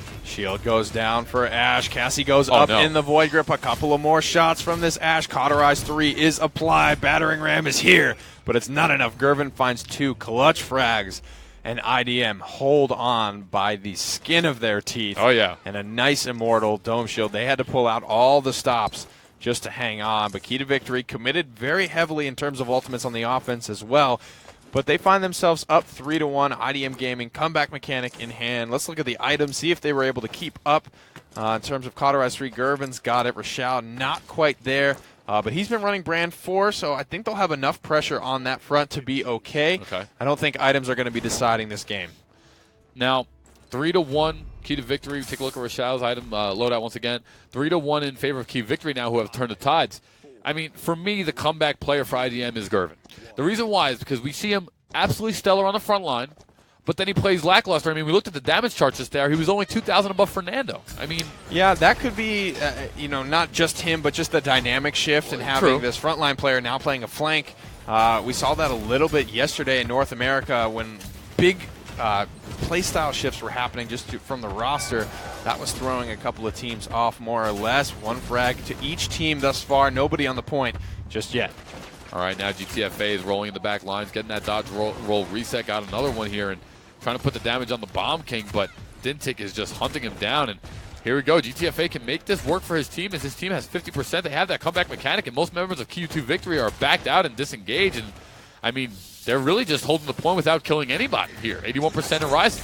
On a timer right now. Ruckus will get in there. The Hexifier immunes the crowd control from the Dread Serpent, and he's going in. He's already found 2 kills. Key to Victory trying to stay alive. All right, 30% now for them, and that was a brilliant play there with the Hexifier to immune the Dread Serpent, whether it was on accident or not. But yeah, I mean, they came out almost simultaneously, so it's very possible that it was. However, he had to be thinking to himself, though, if I go in and Hexifier and they Dread Serpent, I'm not going to move anywhere. And he had to contest the point either way, so it was the right play regardless. A lot of bombs going up, a lot of damage coming down. This could be the last fight of the set, Rabies. Yeah, 99% overtime ticking out here for IDM Gaming, and Key to Victory needs to get back into this point. Will they give it up to him? No, they're going to dive back in. MRO1's going to take that one. Z-Mash will get down another. Gervin will take down a kill. Chow will contribute, and it's going to be Kaikabi who finishes off for Chow. So 99% for both teams, and overtime meter has begun to tick out for both of these guys, and it can go either way here as we see Kaikabi disengage. I mean, Gervin was just sitting there shooting Ash in her assert dominance the whole time, giving him value enlightenment to the high ground. Ares puts a ton of damage in before he goes down. Yeah, I mean, Miro, MRO1, as well as Ares are the standout for this entire set for me. I guess I got to throw in Dintic, and Key to Victory winds up securing it after 5 overtime possession changes. That was ridiculous. I mean, to elaborate. I want to elaborate first. Ares, shout-outs to that play. He got so much damage in there. Just that's a very frantic, it looked like he just kind of flopped onto the point, but he got so much done while doing it. But the other thing I want to point out is Gervin shot Ash in her ultimate like 5 twice, reloads another 5 bolts. I'm like, why are you just looking at this Genos healing this? Like, yeah, that was a little ignore her. Ignore her. That's how you give her value. That's the thing about assert dominance is, you can take this little ground, but the enemy team, it's up to them. How much attention are they going to give you? Go to this Genos who's literally isolated. It was those 2. He could have gone killed Genos and then come back for Ash, and it would have been maybe a much different story there. But he's just hitting his head against this brick wall over and over, and then it's not even like you can displace her and knock her out the circle. There's literally nothing you could have done. No. And a little bit of mind slip there, and unfortunately it's going to cost them the game as Kill to Victory squeezes all the way back despite being down and is going to be your Phase 3 Week 1 champions. Congratulations. Great play for both squads, though. We can maybe head to the bracket here, give you a little bit of a recap. We saw some seriously wonky stuff coming through earlier on in the game between IDM and Somaki. We saw they had the triple support and then the quad tank, all sorts of stops pulling out. And then we saw Key to Victory down there, 3-0 win over Connection Beyond Gaming. A lot of Sky play in that set as well. Yeah. IDM started with Sky here in the finals, but didn't really kind of go to it as things progressed. And they find themselves losing just barely, though, 3-2. And it was funny, like Evan had said, it was actually Black Dragon Gaming that versed IDM in the quarterfinals, which was our finals matchup last week, or I think it was. Yeah, it was our finals matchup last week. He had pointed that out, and unfortunately, they got eliminated by IDM early, so they didn't get to go through the bracket. But it was actually either way. Key here snuck all the way through the bottom of the bracket. They were down, wind up winning against IDM, and now they're going to be the champions here. So IDM's going to have to play another week versus Black Dragons. That's another great matchup waiting for us in Brazil. We'll head to the schedule here and remind you once again that we do have now 7 days a week of action, 5 of that being the Paladins Global Series Monday through Friday, Latin America, Europe, the CIS, North America, Brazil that we just rounded out today. And those cycles begin and end on Tuesdays, actually. Latin America is technically the last portion of week 1, and then we will kick off week 2 with Europe. Here's a couple of local broadcasts at times maybe more appropriate for you in those regions. Languages, Oceania, Southeast Asia, 2 broadcasts that we do not cover here, Sure. But always a great thing to follow along with if you want to be the master of the PGS. Yeah, and once again, really can't. I hate to be repetitive and just drill it into your brains, but make sure you hit the follow button. Make sure you get those notifications turned on. It's going to be 3 p.m., 7 days a week. There's going to be Paladins action for you, facebook.com/PaladinsGame/live. But always have the follow notifications on, and we have the Paladins Premier League, which is all of our best teams coming up very soon. That's the big one, guys. Thank you so much for watching here today. My name has been Pretty here, joining you for the finals. Rabies has been here with you the whole time. This has been the PGS Brazil Phase 3 Week 1 competition. But don't forget, like we said, 3 p.m. tomorrow is the start of the big dogs, the Paladins Premier League. I'm excited. We're all excited here. Great. I can't wait, and I'll see you then. Yeah.